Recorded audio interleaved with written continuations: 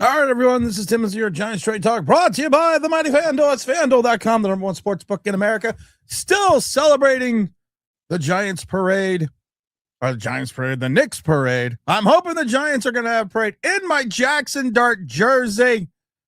Got the Dart, you know what? Got the number 6 on. Got the number 6 on. Got my Dart jersey on. Because you want to know what? Happy Father's Day to all. Brandon, what's up, brother? How you been? I haven't seen you in a while. We got what do we got here? We got WK259. Happy Father's Day. Happy Father's Day to everyone out there and all the dudes out there. George say happy Father's Day to all the dads. Thank you. James Stein says hit that like button. No 2 likes come on everyone. Hit the like button on the way in. The live stream also. Good morning, chat. Hope everyone is well. Good morning. Hope my family, everything's good. Everything's good. We're back. Took a couple weeks vacation. Was it over in Miami? Taking that little rest, that little siesta. I think Miami looked really good on me. We've already shown the photos. Me in Miami. Yeah, me in Miami. I'm not going to lie. We mix well. We also mix well like Jaxson Dart mixes well with the New York Football Giants. What's up, Mr. Ellis? How you doing, Deb? Oh, Giants3541 says happy Father's Day to everyone. What's up, Big T? T-Brad in his house. It's been a while since I've been on the mic. I've done a couple Knicks pods and a couple Fuck Your Sensitivity, Mad Ramblings over Gen Extra, but we haven't been back. Soon. Soon. Very soon. You age 15 years after getting back. Listen, I'm not lying. I'm not going to lie to you, man. I hit my old stomping grounds. I hit the beach, and I'm on the beach. This is day one. I got some sun. My skin is beautiful. My eyes were kicking. My hair was just on fucking point. And that's when I looked over to Mrs. Online Big Blue and said, we are getting back to South Florida. We're going back to South Florida. I moved here a long time ago. You're in Miami? Are you in Miami? When you move soon? I already got to the age 15 years. Let's see. Smartest Match says, I will not cease for the mental fight, nor shall my sword sleep in my hand. Ooh, that's a good quote. Just being out there with the water refreshes you, fountain of youth. Well, if you actually know the true story of Ponce de Leon, he never really looked for the fountain of youth.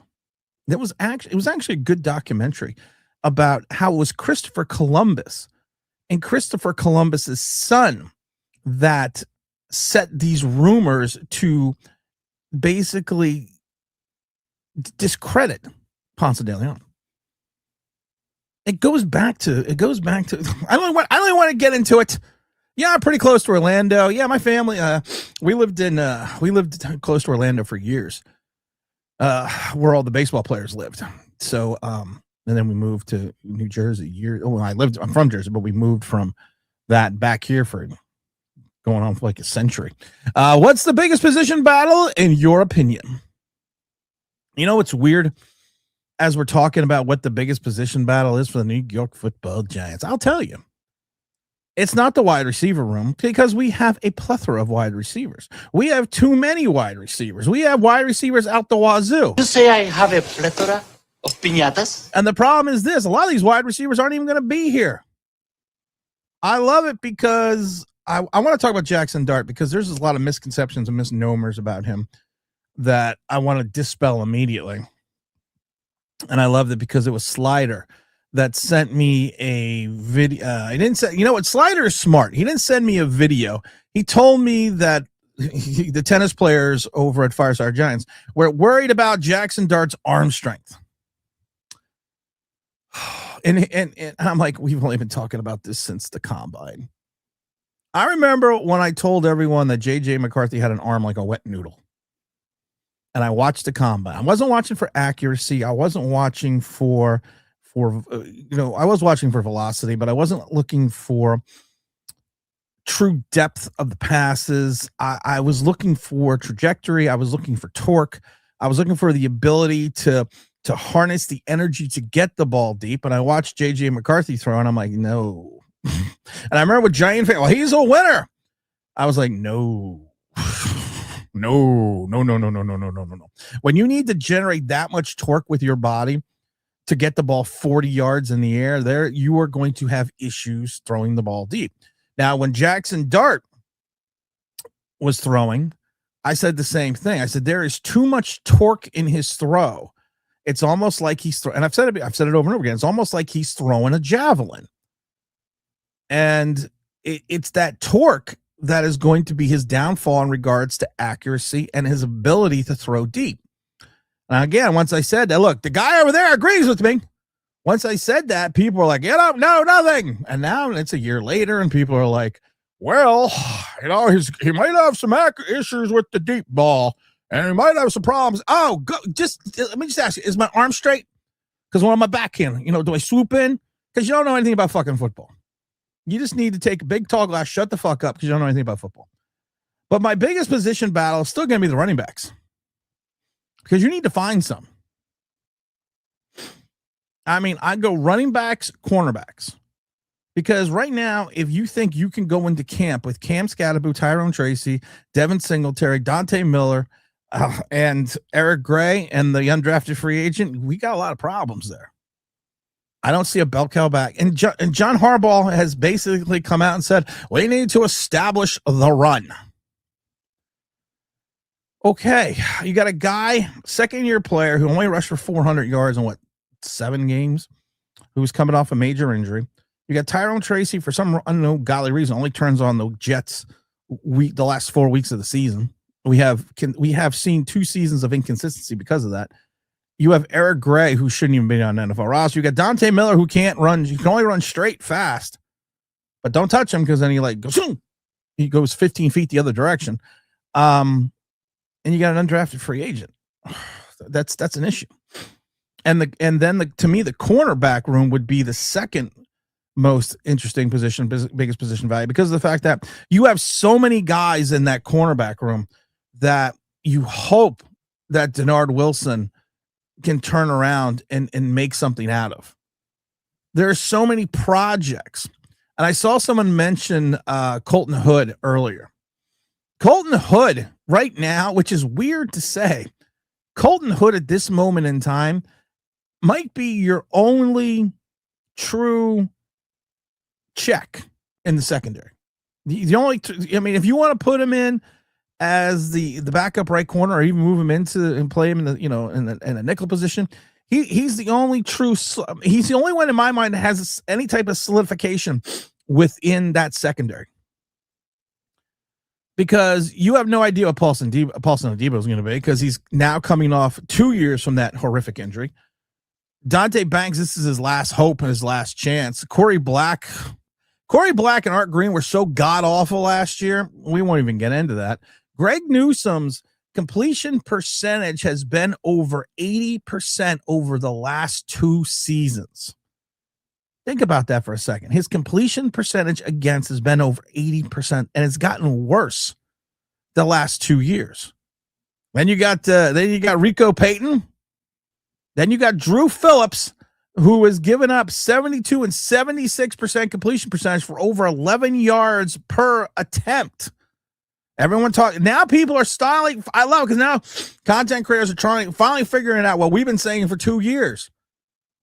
It's great that you make the tackle, but your job in this Deion Sanders, Darrelle Revis school of cornerback is to stop them from catching the ball. You don't need to make the tackle if they don't catch the ball.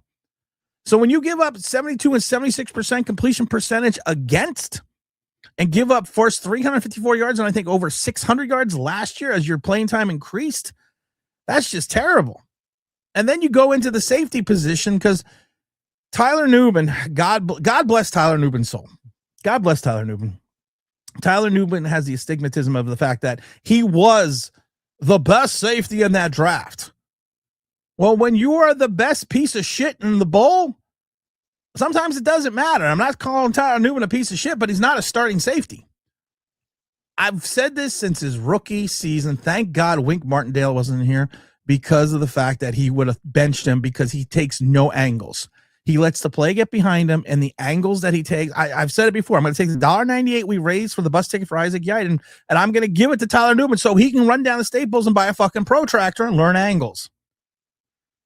And then you're backed up by Jason Pinnock, who is a backup safety. Holland has now had 2 down seasons in a row, and you're backed up by Elijah Campbell. Denard Wilson's got his fucking work cut out for him. Denard Wilson's gonna, and then like I said, that we're not even gonna get into the linebackers. And listen, Rome was not built in a day. Rome did not fall in a day. Rome fell over 250 years. So it's going to take time to build this back up again. It's going to take time to put the pieces in place that we need to have in place for this team to be successful. So I'm not going to, like I said, if this is a 7-win team, I'm happy. I'm ecstatic if this is a 7-win team. Trenton, what's up, Big Trenton? Happy Father's Day to you, Trent. This is your first Father's Day with your baby girl. I don't think they'll add another running back until after camp ends. I think you are correct about that. Happy Father's Day, everyone. This is Big Trent. James Stein says, what can John Harbaugh do to fix Dart, make him a competent and of a quarterback? Can you help the Giants win more games? We're going to get into that in a minute. Joe Ferry says, why do these fans say Scamaboo is going to be 100% now? They're the same people that say Paulson Adebo should be good in a year from now. If they're Joe, I'm going to say something, Joe, because that is probably one of the most astute comments that you have had. And you've had some zingers. You've had some shots fired, and you've also had some comments that are so drenched in football knowledge that even I think you don't understand it. How astute the comment was. You're right. These are the same fans that when Paulson Adebo, we've talked about Paulson Adebo in the past. Paulson Adebo was on a trajectory as a press cover corner until that injury. He had multiple, quality seasons. He looked good. It was that injury that occurred that really derailed his career. Now, after the injury, we talked to people in the league. We talked to certain guys in certain teams, and a lot of these people didn't even have Paulson Adebo in their top 10 ranked free agent corners. The general consensus in the league was you give him 2 years, $20 million. You guarantee the first 10, and you make year 2 a player option. No guaranteed money. So you can then go back and re-sign him if he shows any type of consistency or shows any ability to come back from that injury. What does our brilliant GM do? 3 years, 54. I'm going to guarantee 36. I'm guaranteed 38.5. $15 million signing bonus. Even coming back off an injury that a lot of players never healed, never came. We went through the lineage of the wreckage of players who never came back from this injury. And our GM goes 3 years, 54, 38.5. Guaranteed. So now these are the same people who were like, well, Paulson Adebo will be fine now in year 2, but don't understand that Cam Scatterboo, while the break is not in the same position, it was still a complete break with a protruding bone, which was similar to Paulson Adebo, but somehow, and Joe Ferry's one of the things that really cracks me up is, and this just dawned on me. This really just fucking came to me. Paulson Adebo, when training before he signed his Giants contract, there was a video of him doing a backflip. And all Giant fans were like, look, he's healed. Let me put my healing hands upon you. He's healed. And I kept saying, well, once teams understand how to add the backflip into the secondary, it's showing me nothing. So Cam Scatterboo does the same style backflip at the Giants softball game, and people are like, see that? He's fixed. There is a difference between doing a backflip. There is a difference between running routes. There is a difference between getting the shit knocked out of you. So now you're right. These are the same people that were telling us, well, Paulson Adebo is going to be good now.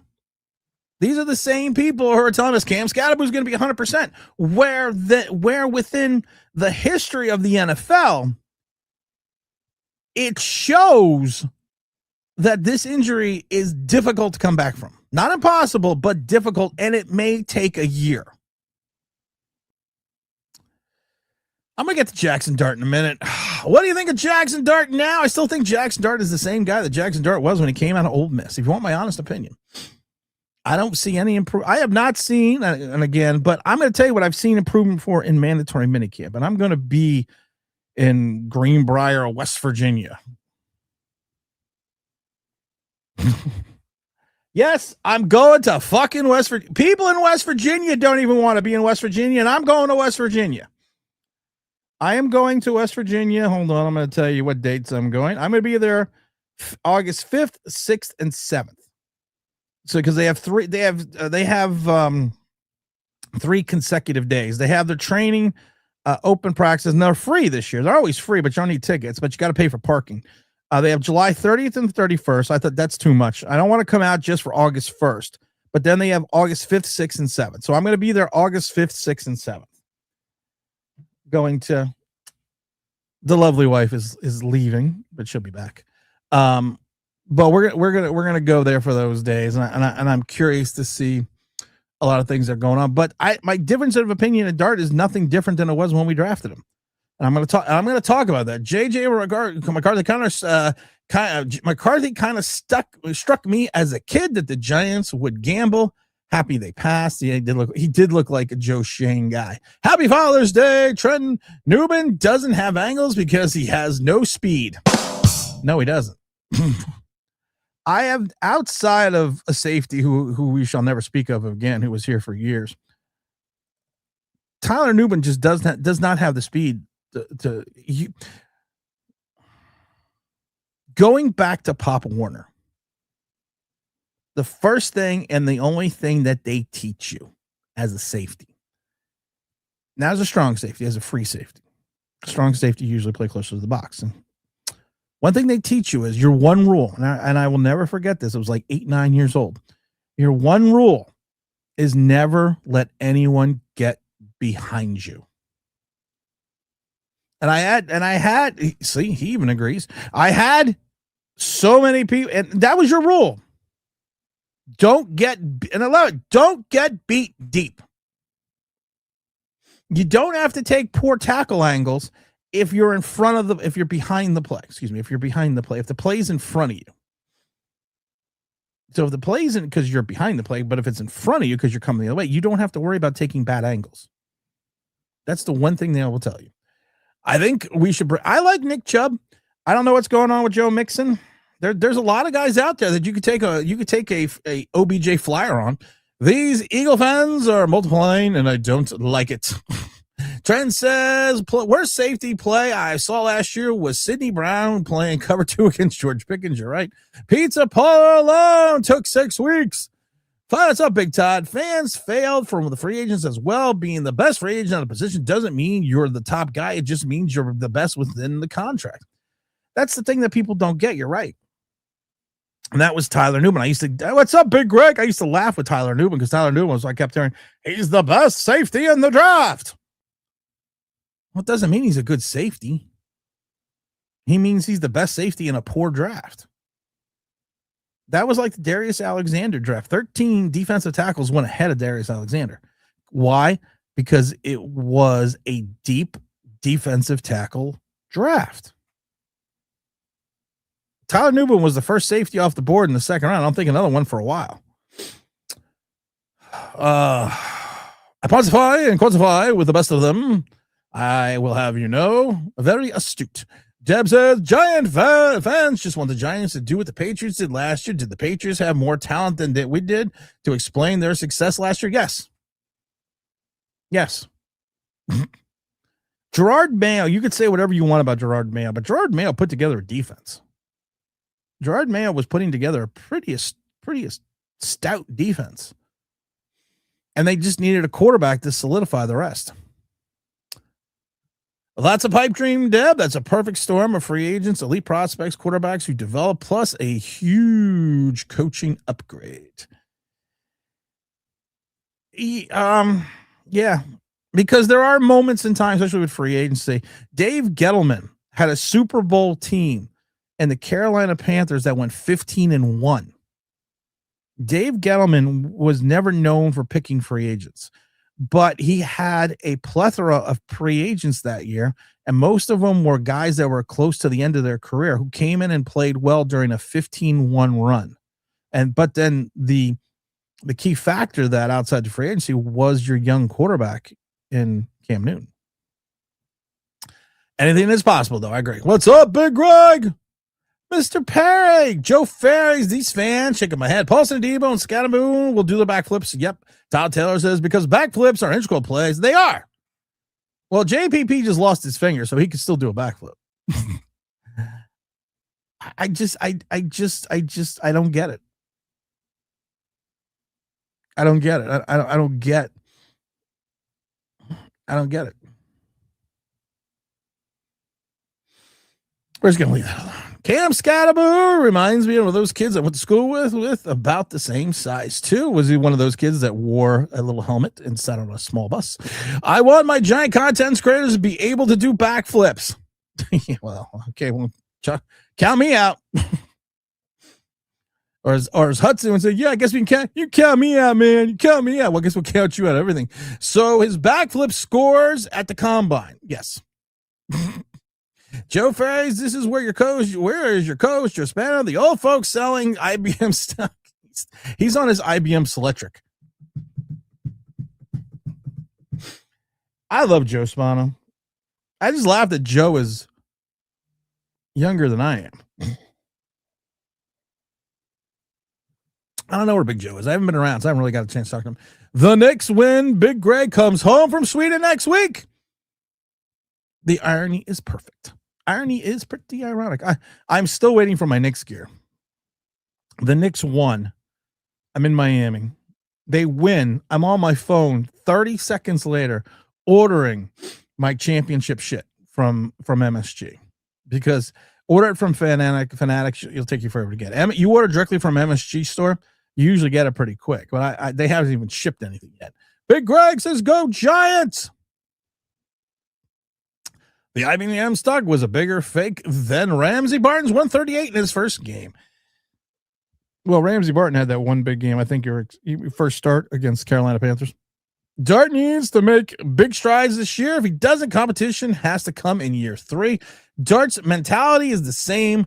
That's what scares me. To your point about Dart's mentality, we talked about this during the town hall. I went to the town hall with the Venerable James Williams, and Jaxson Dart had a comment where he said, people are like, what are you going to do differently this year? And everyone in the crowd yelling, slide, slide, slide. And everyone was like, and then all of a sudden he started giving the correct answer.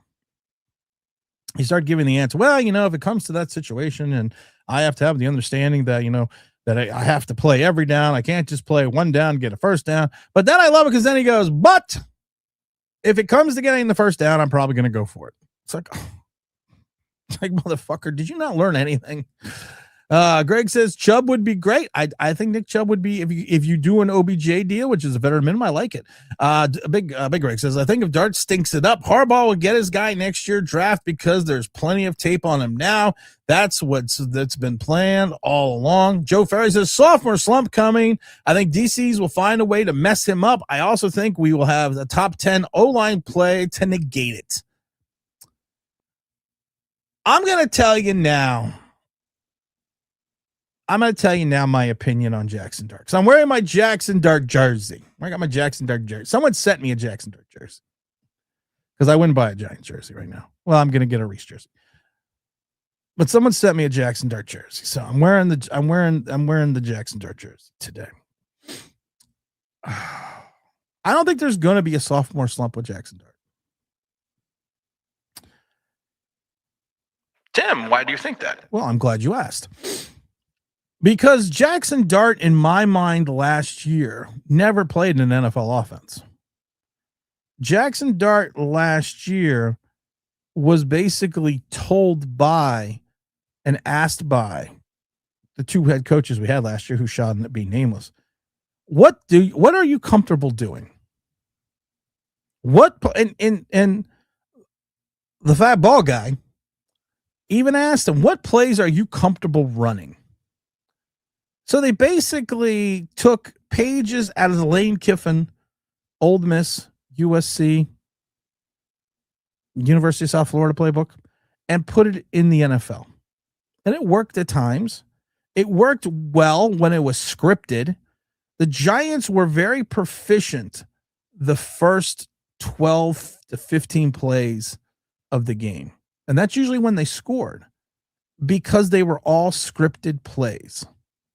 And people don't understand when you script this, when you script your first 15 plays, unless you audible out of those plays, you follow it. It doesn't matter if you're at 3rd and 15 and you're calling a draw. You literally still run your plays. So the Giants were very astute at those first 15. It's the wheels came off the bus towards the end of the first quarter, beginning of the fourth. There was a dearth of offensive expectation with a lot of times within those plays with Jaxson Dart. Because of the fact of the way you got away from the scripted and you were running a Lane Kiffin style offense, and Jaxson Dart picked up a lot of his touchdowns, a lot of his yards in the fourth quarter, sometimes when games were over. So you were basically running a college style offense with a college quarterback that you were doing things that made him feel comfortable. In retrospect, you do that to win games. Pat Shurmur did this with Daniel Jones. Pat Shurmur cut the field in half for his Duke quarterback, gave him a spot to throw to, and his other option if that spot wasn't available was to run. Now, what is good is you can do that for an extent. You could do that for a period of time. So picking spots, because especially if you have an extremely astute offensive coordinator. Now, listen, Pat Shurmur is a terrible head coach, but he's a very good offensive coordinator. So you can do that. The only problem is the league in year 2 rapidly adjusts to you throwing to a spot because you're not teaching Daniel Jones to read the entire field. And we talked about that for years. I got blasted after the season, after Daniel Jones' rookie season, when I said there are 5 key components that he needs to improve on just to become an NFL quarterback. And I kept having to hear I knew nothing what the fuck I was talking about. And just too bad it's all 5 things destroyed his career in New York. So Jaxson Dart, to me, is coming in here with a clean slate. He still has all the problems that he had coming out of Ole Miss. None of that's changed. But now he's going to have a competent NFL coaching staff, starting with the head coach level down to the offensive coordinator, down to his quarterback coach, that are going to help him develop into an NFL quarterback. So what we saw year 1, the tape, and this is what I think is kind of interesting. The tape that you have on Jaxson Dart in year 1 is probably going to be totally different than what we see in year 2. We did and I deleted the video. I put up a short of Jaxson Dart throwing a pass to Malachi Fields in the mandatory minting. And the reason I put that, I posted that was because of the fact that if you actually looked at Jaxson Dart's throwing motion, now the pass was probably only 30, 40 yards, 35 yards, 30 yards at the most probably. But if you watch the fluidity of his throwing motion, it was a good example of a kid not sidearm slinging it, not stepping into the bucket when he was making his throw. It showed a good progression, and it showed that he had been working, or he has been working with someone in reference to finding the way to generate the ball with some type of with accuracy and velocity down the field, and not having to torque himself up like a javelin thrower to get the ball out of the pocket.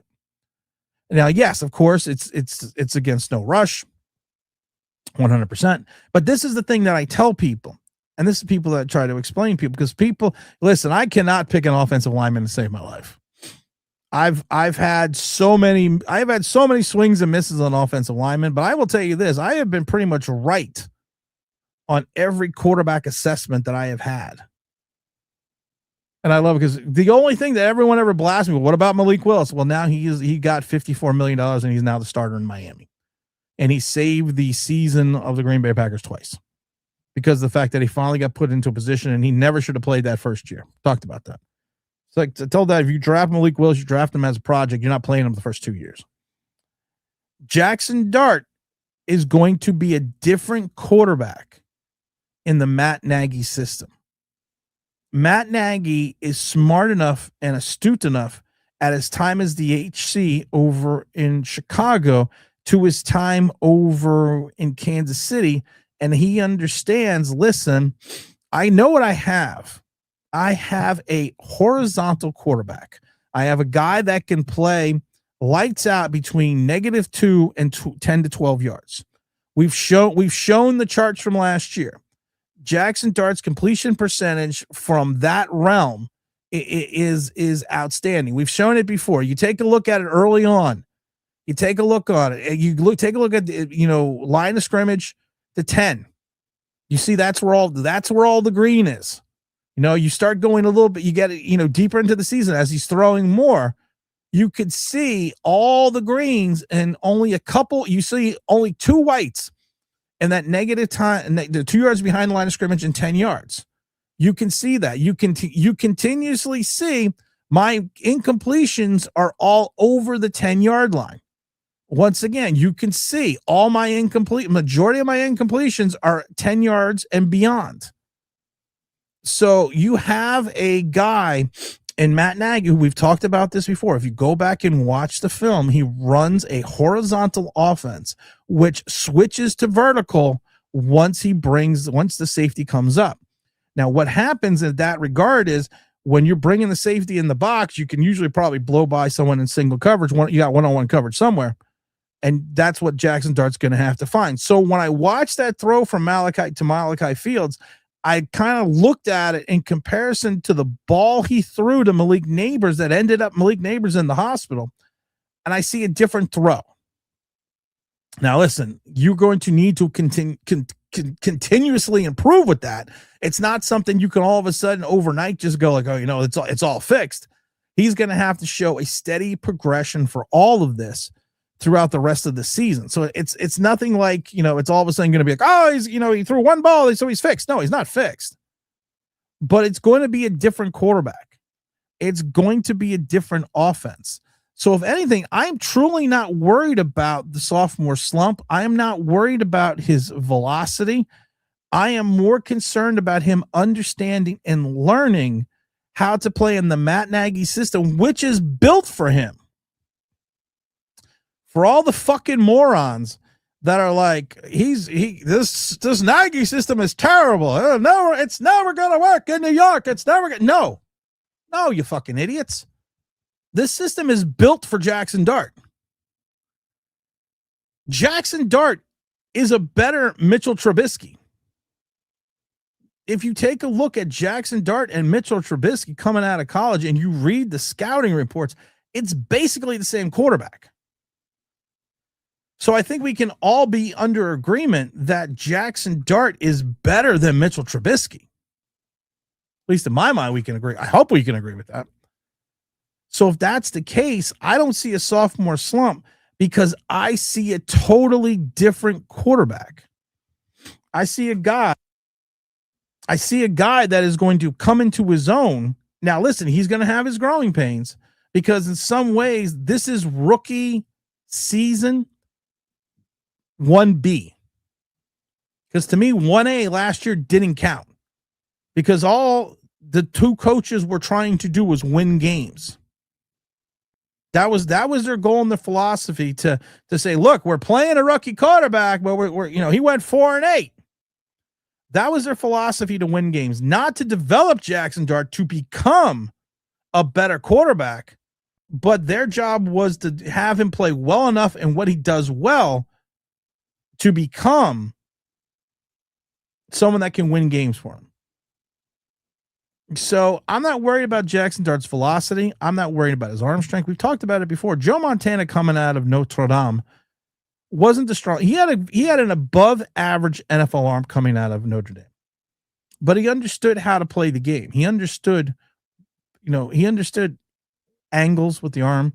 He understood the ability to position the ball. He understood throwing it through the window. He understood all that. Jaxson Dart, I think, just needs to have an understanding. Listen, you have to play within control. Michael Vick played in out of control chaos in Atlanta. When he went to Andy Reid after coming back for everything that happened, he played still with a reckless abandon, but it was within a controlled system. And that's kind of what you're going to have to do with Jaxson Dart. Jaxson Dart's going to have to play within a controlled system. He's still going to have that je ne sais quoi. He's still going to have that ability, but he's going to have to play within a system that is designed for him. For a coach that has multiple Super Bowl rings in regards to his OC, and he's going to have to learn, listen, you're not going to win on every play. We're using the system at some points in time as a run. We're using these short passes, just like I said, 94, George Seifert, 49ers, prolific offense.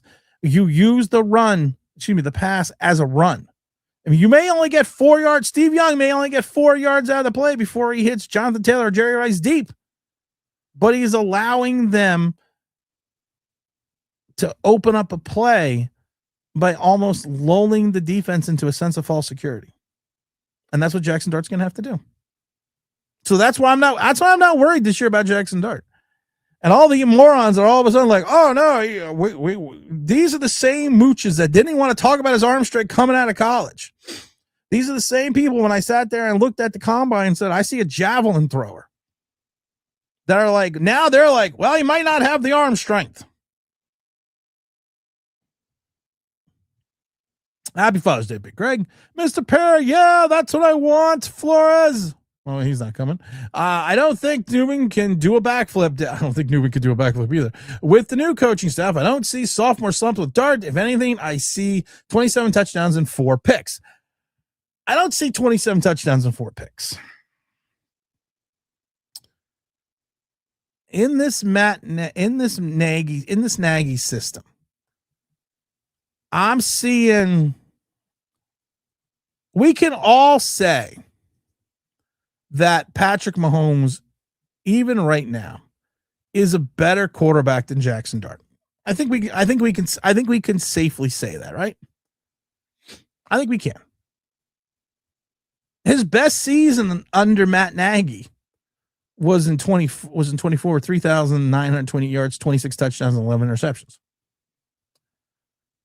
If I can get Jaxson Dart to do 3,500 yards, 25 touchdowns, 15 interceptions, throw another 500 yards in rushing, maybe have 5 to 10 rushing touchdowns, but be a guy that keeps the offense on the field, be the guy that has those extended drives, not on the first series with the scripted plays, but in the second quarter, in the third quarter, in the fourth quarter, and help his defense and score in the red zone, that's a successful season.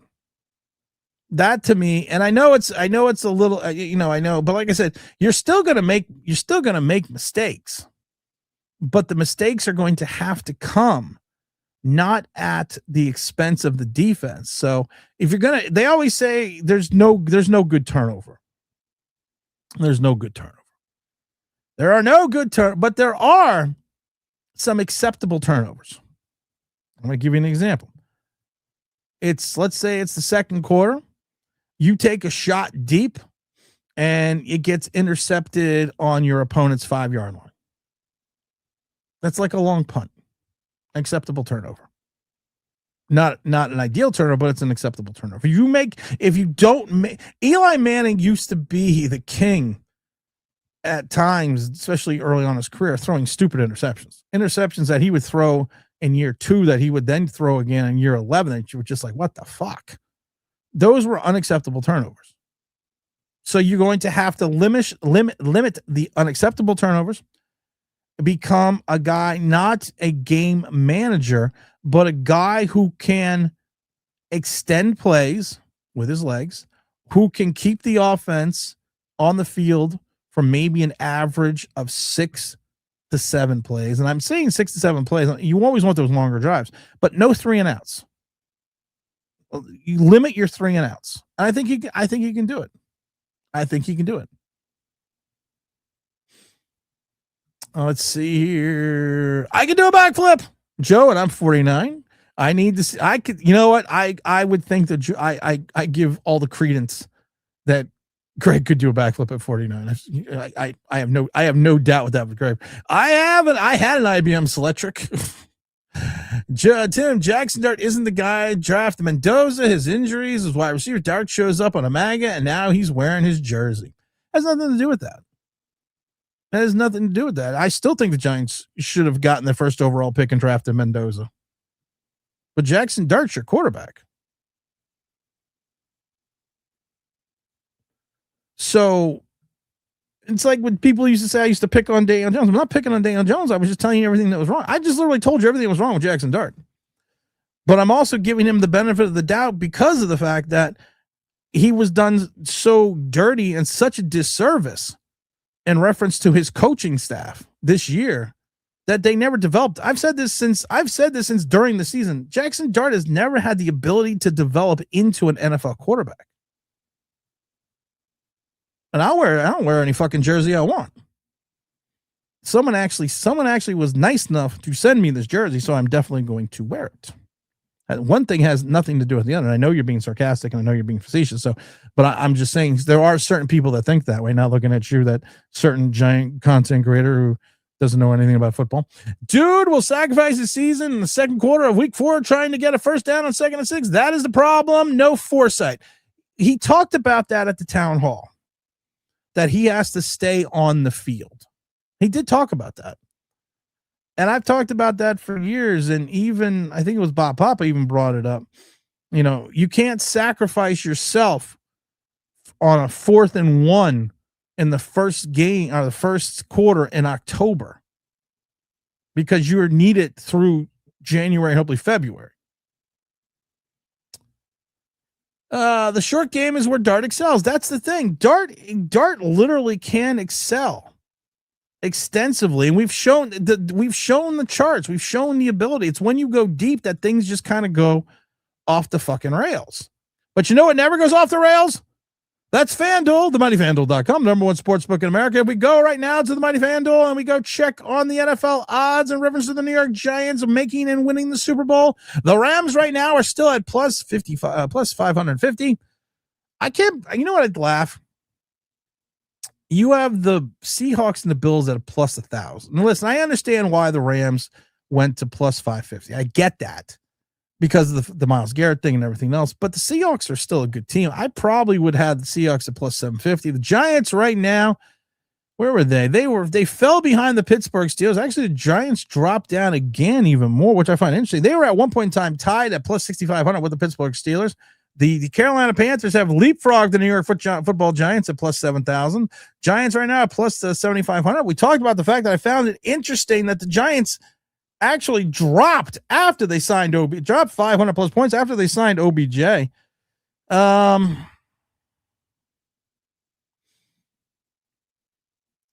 know, it's pretty it's pretty, I mean, it is what it is. I mean, I look at this and I'm like, it is what it is. But the Giants are where they're supposed to. The Giants are where they're supposed to be. That's where I'm going to put it. That's where I'm going to put it, and that's where I see it right now. But if you go to FanDuel right now, because we've said this before, with new customers, get to go download the the FanDuel Sportsbook right now. Get $350 back in bonus bets guaranteed when you bet $5 for 7 days. I'm going to say this again. Get $350 back in bonus bets guaranteed when you bet $5 guaranteed when you bet $5 every day for 7 days. Place your first wager now. Basically, what you do is you sign up for the fan. This is such a great deal. And I want to just talk about this real quickly. You sign up for the sportsbook. After signing up, place a $5 wager and get $50 back in bonus bets every day for 7 days. How could you not just run the FanDuel right now? Because if you ran the FanDuel like I did with the with the NBA and the New York fucking Knicks.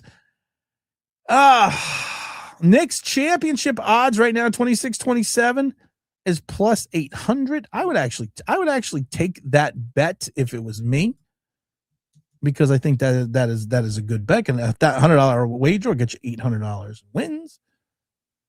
And right now it's OKC. It's what is it? The Spurs and OKC are at plus 250 each. Celtics are plus 5,500. The Knicks are plus 800. I can understand that. I think we're gonna do an NBA live stream tomorrow on Tuesday for the draft. I think that's gonna be a lot of fun. I think we're gonna do that. Joe Ferry says another key, I think, how good these receivers are going to be off script. Dart can buy tons of time with some within reason. You know what the funny is about the wide receiver though?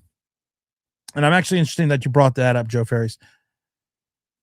In the Matt Nagy system, you're going to have a route tree. Kind of like what he did in Kansas City. The receivers are going to have a route tree. And this is where things could get interesting. This is where things could get interesting early on in training camp, early on in preseason, early on the first couple of weeks.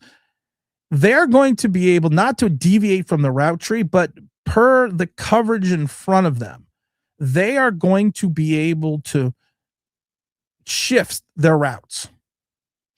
And this is where you are going to truly have to be on the same page with your quarterback and your wide receiver. I always go back to that Chicago game with Ruben Randall and Eli Manning, which was the game that Eli Manning it was the first time I've ever seen Eli Manning get upset on national television at a wide receiver when three passes in a row to Ruben Randall went for 3 interceptions because Ruben Randall ran the wrong route 3 times. And you could literally see Eli Manning on that third interception, like, what the fuck? You know, it's doing one of these, and you're doing this, and I'm throwing a fucking spot, and you're the fuck over here. So that is actually, it's going to be interesting with these wide receivers. Thank God we have enough average wide receiver room instead of shit like last year.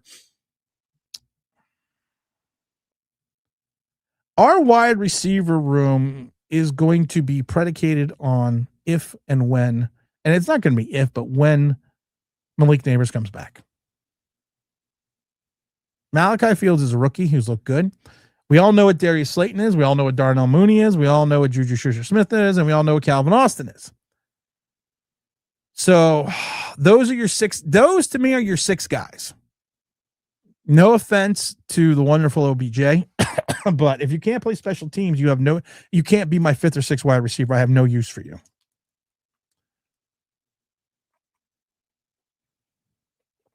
But those are going to be your guys. Calvin Austin's probably going to return kicks. If you keep 7 wide receivers, you're probably going to go with an Xavier Gibson or a Braxton because of the fact that they can play special teams and return kicks. But you are going to be looking at a room of Malachi Fields, Malik Neighbors, Darius Slayton, Darnell Mooney, Calvin Austin, and Juju Schuster. Right now, in the unofficial depth charts, OBJ is like 8. He's behind Isaiah Hodgkins. And I laughed, though, because I watched so much film. I watched so much film on OBJ during the mandatory minis. And I love it because I got into an argument with someone on Twitter, and I don't remember who the person was. And I kept saying to people, watch the younger wide receivers go through the drills. Watch them come in and out of their breaks. And then watch OBJ. OBJ looks slow. And this is mandatory minicamp. You're trying to make the team, and he looks slow. He looks slow coming. He looks slow off the line. He looks slow into his breaks. And I keep seeing this, and I compared footage to I believe it was Malachi Fields and OBJ, and it's like he can't make the team if he looks this slow. And then what killed me is the person comes up to me and says, well, it's only mandatory minicamp, so what do you think? He's going to run full speed? Yes. You're at the end. You're 34 years old. You're at the end of your career. Yes, you need to roll. You need to run full speed because you no longer can rest on your giant laurels, which were 8 years ago. So right now, OBJ on the most unofficial depth charts is 7 and 8. And if you carry 7 wide receivers, that 7th guy is going to have to return punts, return kicks, and play special teams. That's what I said. The dangerous David Sills could never make the Giants squad because he couldn't play special teams. He was a 5th to 6th wide receiver, but he can't play special. He can't return punts. He can't return kicks, and he can't be the gunner. Would you go to a Darren Waller concert or watch the Giant Collective? I think you know that I would go to a Darren Waller concert. I can't watch a show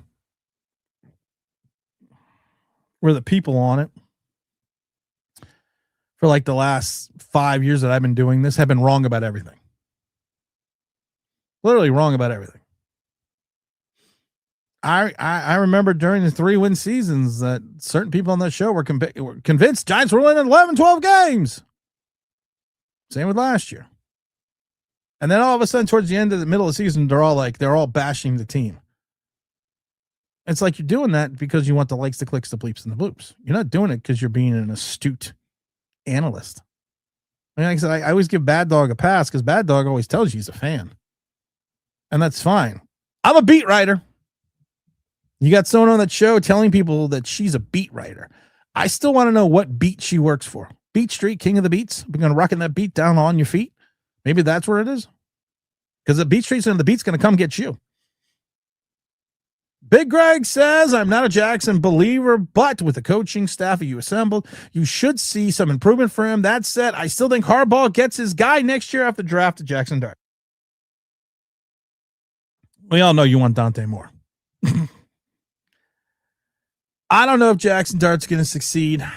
I don't know if he's going to fail. I can tell you this. If he listens to Matt Nagy, if he listens to Callahan, if he listens to Harbaugh, he is going to be a different quarterback than what we saw last year. He will actually be an NFL quarterback. And yes, please make sure you're hitting the like button. He will actually be an NFL quarterback. 100%. He will be an NFL quarterback. I don't know if it's good. I don't know what level, but I do think he'll be one. Big Tron says Giants Collective is insufferable. I never watched it because you see who's on it. And you're just kind of like, listen, YouTube is about entertainment. YouTube is about entertainment. Same with podcasts. Big shout out to Bleav, the podcast. Even in this off season, I think we hit June something. We started the podcast on Bleav June something of last year. I don't even remember. I could probably actually look it up. But we have literally now hit we are close to having 2 million downloads in the first year. So I gotta give a big shout out to Bleav. I gotta give a big shout out to everything that all the people have been downloading the podcast. We are now a featured show on Bleav. We're just behind Bob Papa and Carl Banks. I don't even know. I don't want to go back and look because that would take too fucking long. But we started sometime the end of June of last year. So we'll probably be near 2 million downloads in the year, starting. So, I mean, I think that's, and like I said, and I understand it's entertainment, but I just get mad when people are trying to talk to you as like, I factually know this, but even though I've never played the game, even though I've never put on a helmet, even though I've never been to an NFL locker room, even though I've never been to an NFL practice, but I know everything about football. And that's what those people are on that show. But what if Dart does a backflip? Will you be? Oh, if Dart does a backflip, fuck, I'm a believer. Trenton says, I get these weird vibes that the Eagles don't want to sign Jalen Carter to an extension. Yeah, I don't want to talk about that, but okay. Okay, we all know Jaxson Dart can pass the ball in the short pass, but that's the trouble with the long passes plays. The biggest question is, can Dart improve his passing skills to the point where Dart can throw better passes? Yes and no. Your arm strength is going to be your arm strength. You can add some velocity. You can do exercise. You can add some velocity. You can add a couple yards here and there. but I need him to be, he's not Chad Pennington. I need to increase his accuracy. And a lot of ways to increase your accuracy is going to be your footwork, your arm angle. Jaxson Dart has this weird,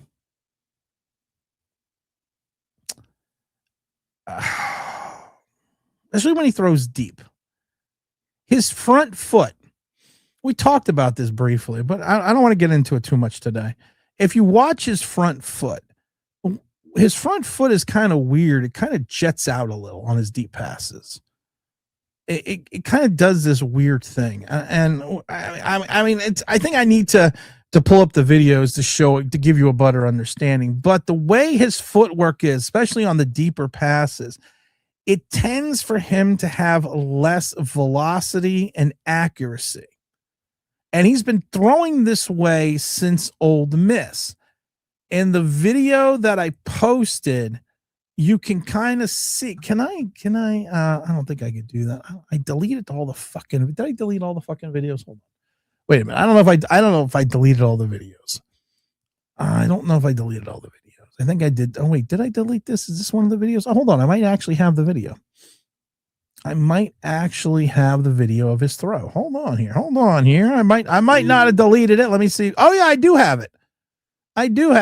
Okay. Here we go. All right, hold on. Let's see. Do I have it? Oops. Okay. Do I have it? Oh, I do have it. Okay. You know what? Let's play the video. Let's go to the videotape. Okay, let's do this. Let's go to the videotape here. I got the video. Okay, hold on. It's the professionalism that you guys enjoy with this show. I know it, but I want to show something to you. And it's the Malachi Fields throw, and he's still kind of doing it, but it's not as pronounced. So let's go to this. Let's go to video file. Let's go to, where did it go? Oh, do I have to convert the video? I think I got to convert the video. Cancel. All right, hold on. I got to convert this video if I want to show it. But this is actually what I'm talking about. Video file. Why can't I find the video file? I can't find it. I just put it. It's right here. Why is it telling me it's not right here? It's right fucking here. Here it is right here. There it is, dummies. It's right there. Oh, God, I hate this shit. All right, you know what? Hold on. I got to put it into Final Cut.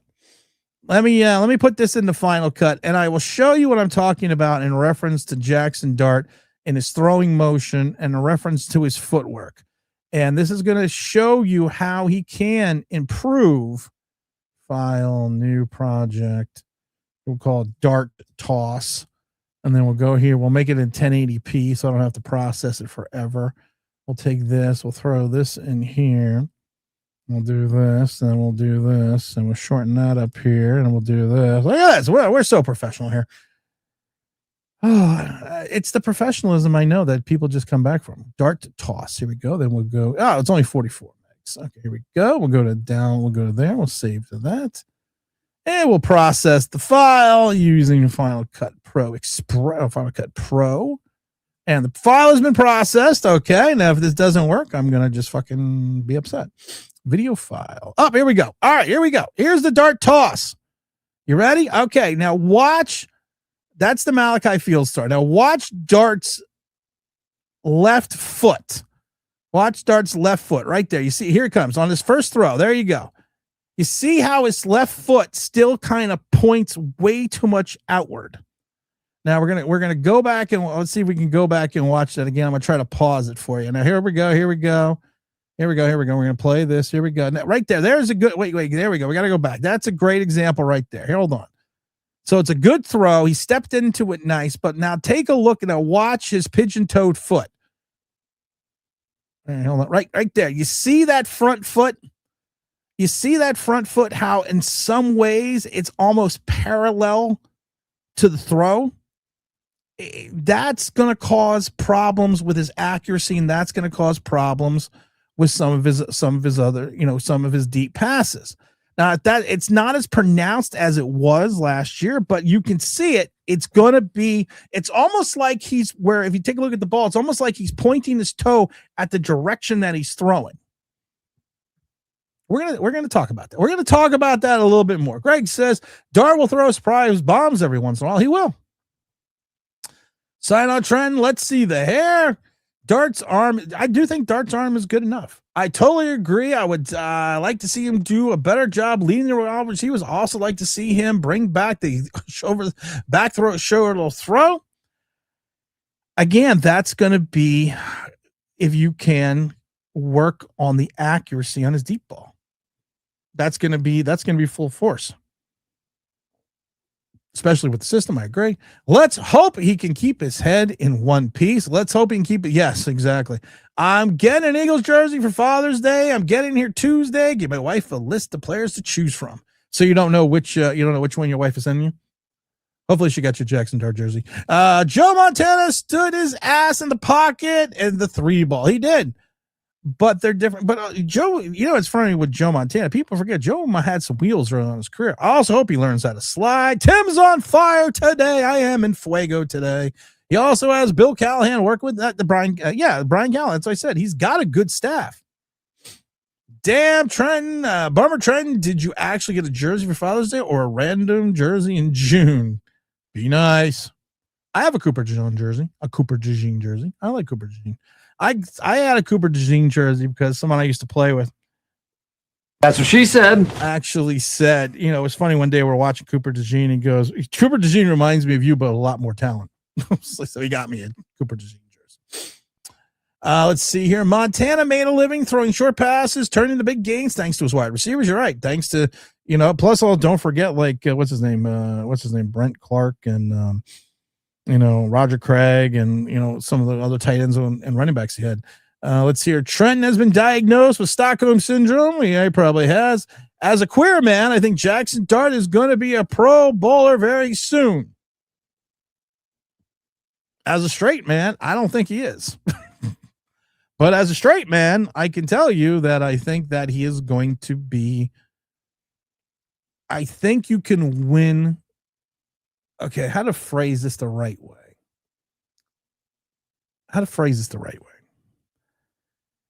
If Jaxson Dart screws his head on right, if Jaxson Dart buys into the Matt Nagy Callahan system led by John Harbaugh, if he listens to the coaching staff, if he improves certain things with his mechanics and plays within the system, you can win with Jaxson Dart. But there's a lot of ifs tied into there. And like I said, I say this is rookie season 1B. That's why I don't think there's going to be a sophomore slump. I think it's rookie season 1B because actually his rookie season was good. It wasn't great. Rookie season 1B is because you are going to develop an NFL quarterback now. You developed an Old Miss quarterback into an Old Miss quarterback in an Old Miss system because you were trying to win games and save your fucking job. Giants will finish 8-9, miss the playoffs by 1 game. Shane will be fired, and the team will. He got an extension. He got a 2-year extension.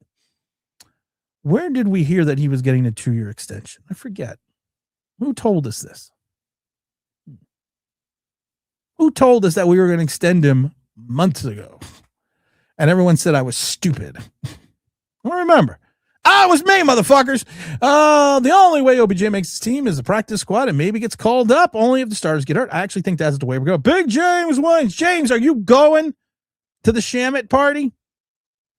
That's what she said. That's what she said. Happy Papa Day to all. My husband coaches high school football. He says the Giants have the talent that just need to execute at a higher level. Your husband's an idiot. There are so many question marks. This is what I still see: a 7-win team.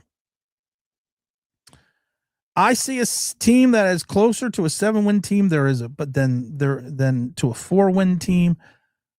But there are so many question marks on defense, you still have so many question marks on the offensive line, even though they're bringing back 4 out of 5 starters. This is the last year, contractual year for JMS. He's going to have to come to a different level.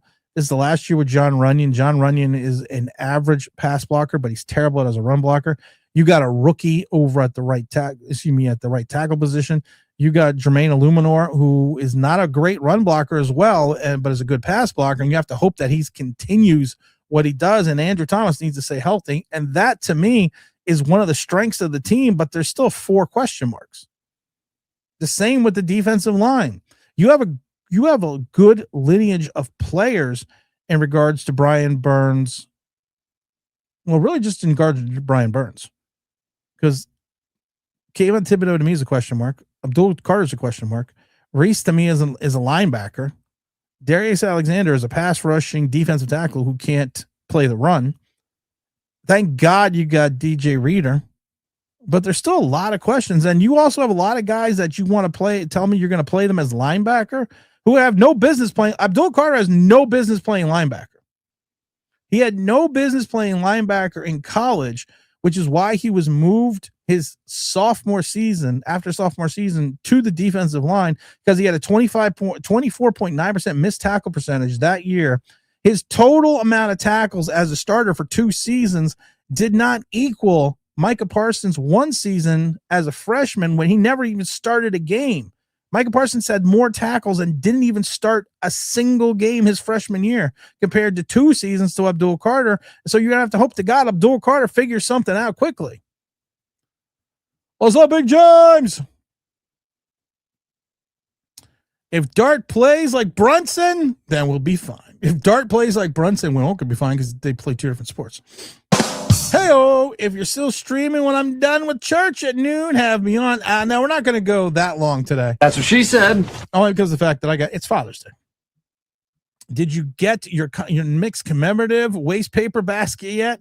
I love the fact that they showed a video because New York government, between the governor and the mayor, are just a bunch of fucking morons. Because so they painted, instead, all the other problems that we have right now in that city, they painted garbage cans Knicks colors. So there's a video of people stealing the garbage cans, dumping the trash on the street and walking off with a garbage can. I was like, dear Lord, how come every time I go to New York, I see a garbage can tied to a pole with a lock? These fuckers are just laying around everywhere. I was out there fighting for one. Let's see, David. Hey, David, go, New York, go, New York, go. I'm still in Nick euphoria. Don't want to wake up. Listen, I'm going to tell you. I'm going to tell you this. I'm going to tell you this right now about the Knicks, and I do think I'm going to do a Knicks stream. I think I'm going to do a draft stream on Tuesday, just for the hell of it. And I've talked to James about this a million times. I'm still in. I don't know where I'm at. I'm still kind of in the arena of the fact that I don't believe it. I watched it. I went to a couple playoff games. This was the season that I went to the most Knicks games I've gone to since I lived in Manhattan.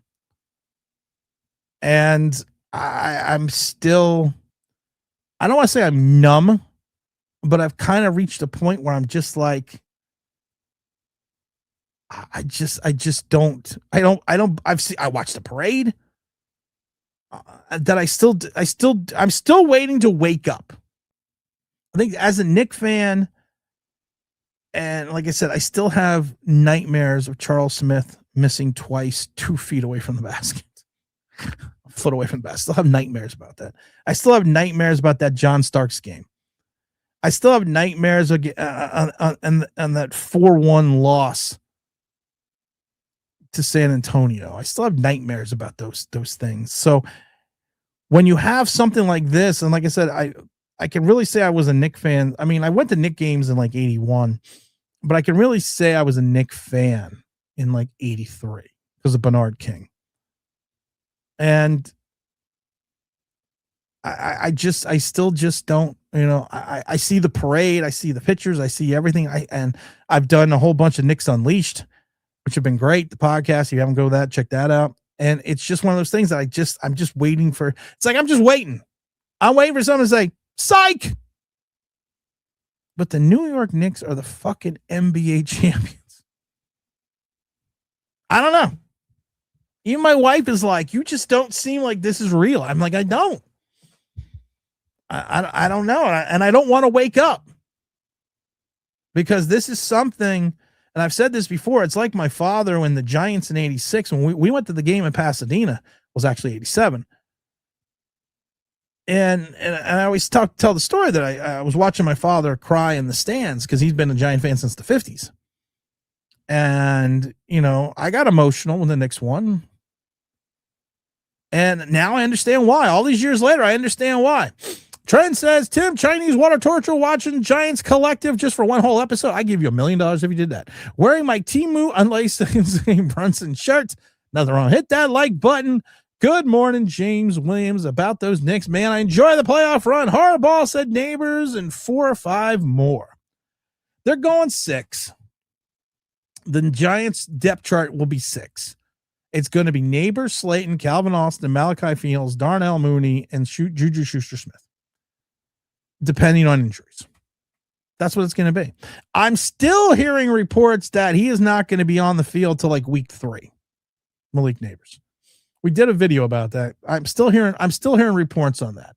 Obiday does not look slow. He is slow he's slow in the head as well. Giants Collective would be great if they muted 2 of the people on it. Who are they? I don't remember. I don't even know who they are, but hey, the Freakin' Rika, what's up, brother? I don't know. I don't know who's on that show. I know Bad Dog's on the show. Why the hell we signed this guy? I don't get the move. It's very disturbing to me. It's one of the wrong moves I think that Harbaugh made. The Freakin' Rika says, morning, Tim and chat. Happy Father's Day is all out there. WK says, very happy I found the channel. Can't wait to watch and talk about this season with the group. It's going to be this is going to be a fun season, guys. We're going to have a lot of fun guests coming on. We've had a lot of guests come on recently. We had, I think the 2 spots with Gary Reasons was awesome. Potentially talked about having Gary back on again.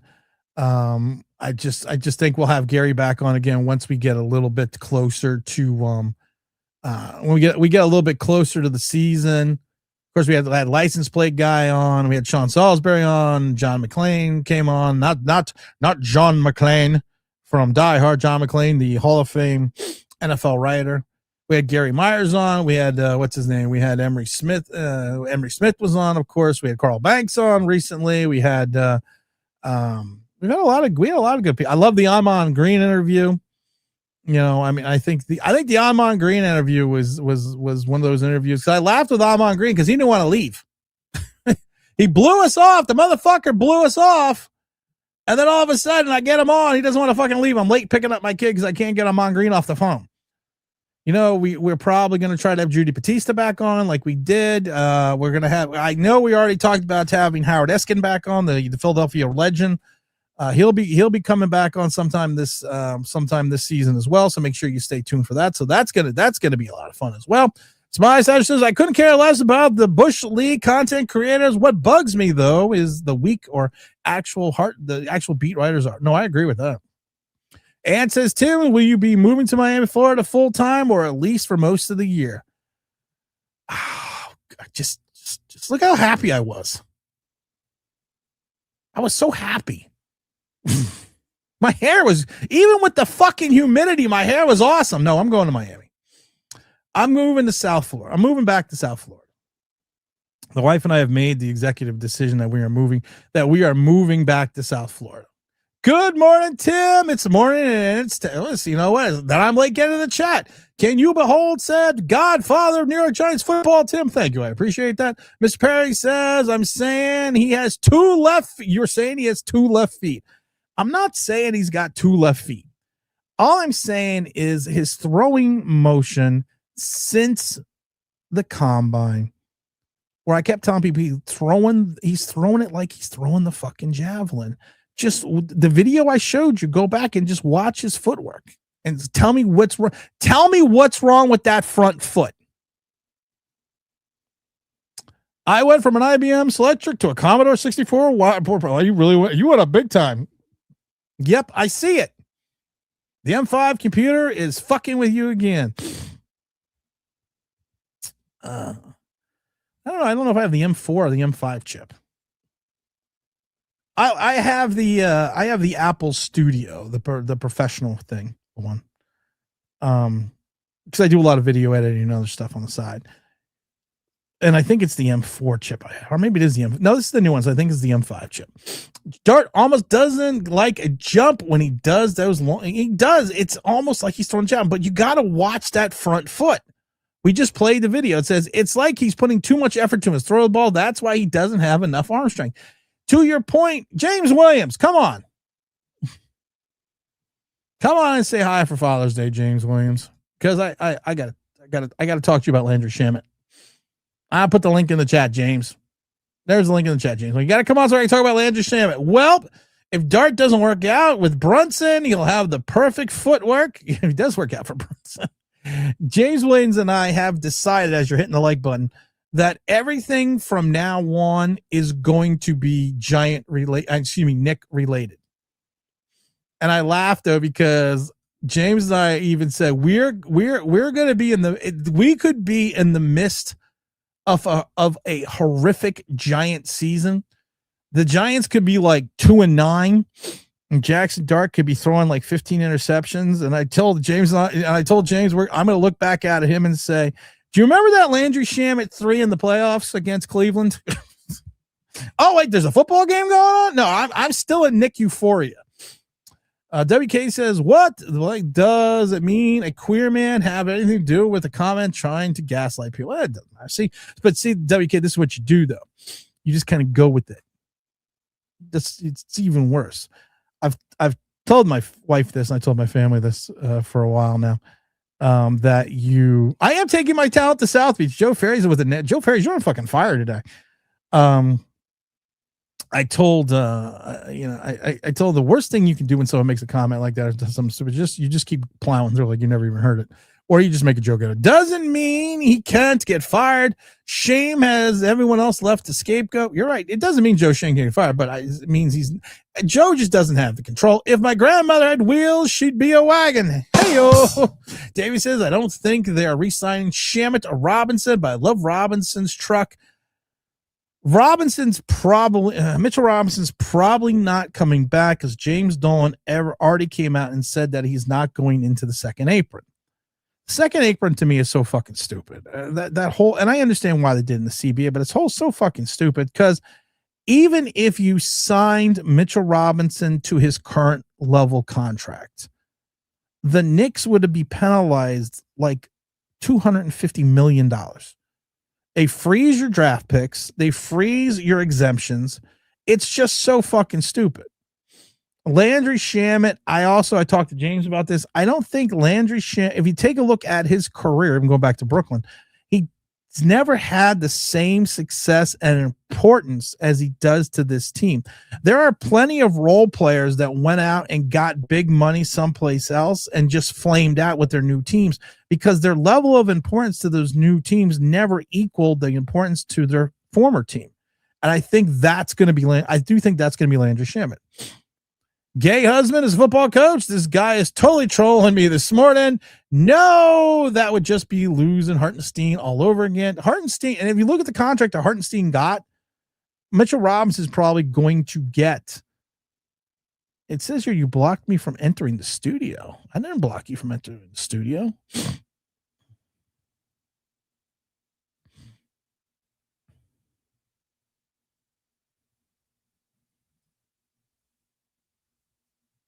I didn't block you from entering the studio.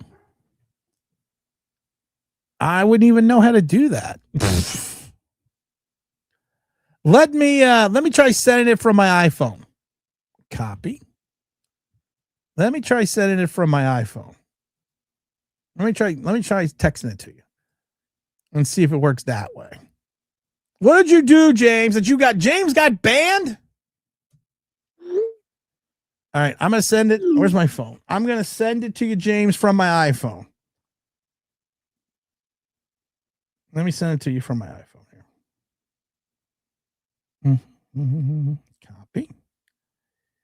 Copy that. Try it from. Oh, that was the Landry Shamet Subway thing.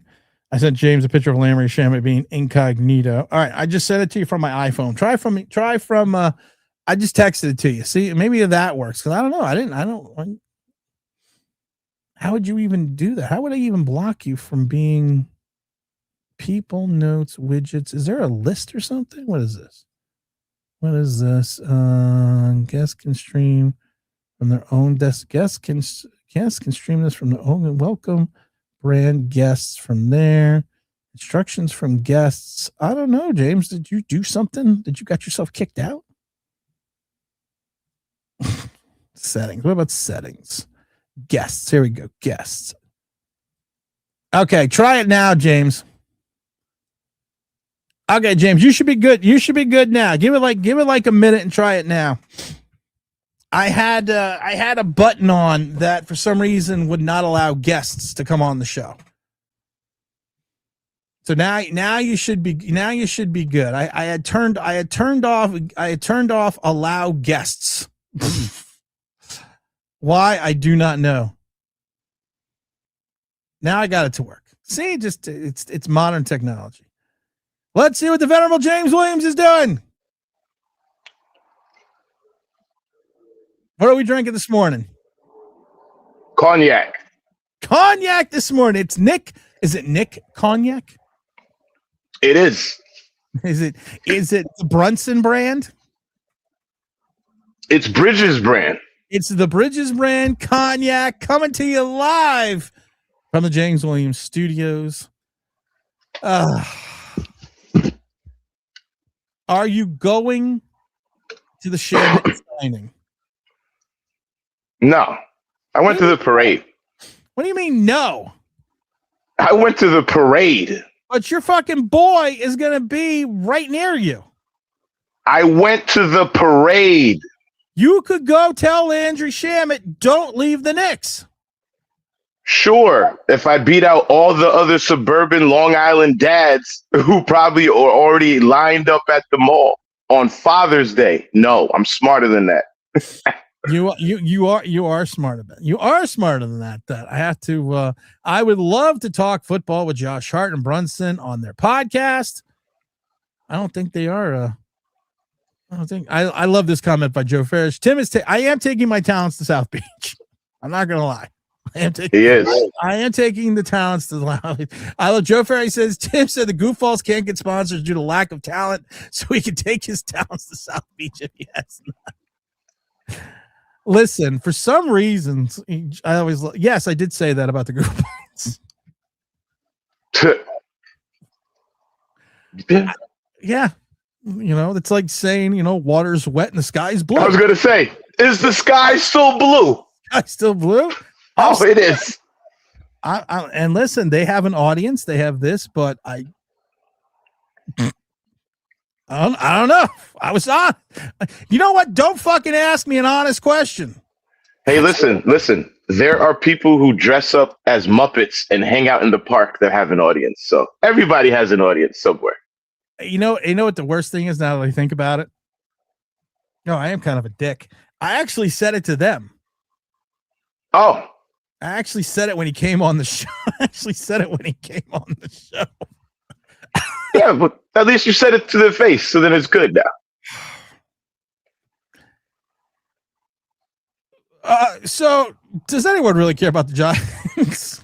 Hold on, I got to say two things. Happy Father's Day to everybody out there. My brother T. Brad, Matty Ice, everybody. Big Trenton, salute baby girl who's no more baby girl. Everybody out there, but. And I could say this because Juneteenth just passed, but were you niggas just talking about Jaxson Dart's footwork? Is that what we're talking about today? On Father's Day? We have talked about Holy crap. This is a football channel. We got to talk about Giants football. Tell me. No, you're right. You're right. Wait. Tell me I am wrong about that front foot. Oh, I didn't even look at the video. Okay. Tell me I didn't. I'll go back and look at it when I get off the stream. Okay. That's what I'm just saying. Tell me that I'm wrong about that. I was pouring my cup when you were talking about. I was listening though. I heard what you were saying, so I just got to go look at the visual. Well, luckily for you. Now watch the front foot. Watch now. There was a good throw. That watch how far to the outside his front foot points on his launch. He almost looks like a duck. Almost looks like a duck. It doesn't look like a natural throwing to me. Like it looks like he's like, eh. Yeah, it's almost like and this is the problem that he has with the deep pass. This is the problem that he has with his accuracy. This is the problem that he has. If you watch it, you can literally see. You have to watch. It's better when you watch it when you're not looking at the camera, because I'll watch it on bigger on her TV. His foot is literally almost pointing out this way. His front foot. It's almost unnatural. And when we talk about the velocity, we talk about the torque, we talk about the ability for accuracy. If you don't have a proper throwing motion, it's all about footwork. And I think that's going to be his biggest downfall in 26 if they don't figure out a way to say, hey, listen, motherfucker, you throw on the run good. You throw well on the run. When you're in motion, you're throwing the ball well. But when you are in the pocket and you have to step into your throw, I have never seen a quarterback's foot just kind of like go. That's why I kept telling people he looks like he's throwing the fucking javelin, because watch a guy throwing the javelin and you see the way his foot is. I'll say this, and again, I'm not, it's June, whatever, Father's Day, but I'll just say, I don't remember Eli Manning ever looking like that, throwing a deep pass. No. That's all I'll say. Quick slider. Very simple. Footwork needs work, and deep ball must improve. But if you keep it within a -2 to 10 yard range, he can be great. We've seen how well he throws, and that's what Matt Nagy's system excels in, going back to Mitchell Trubisky. And I hope everyone thinks that Jaxson Dart is better than Mitchell Trubisky, even though they are very similar in talents. Well, unfortunately, we're still waiting to find that out. So yes, we all think he's better than him, and we're pretty sure he's going to be better than Mitch. But just to be fair, Mitchell Trubisky did lead his team to the playoffs twice. Just have to remember that, kids. Twice. So, but what system did he run it under?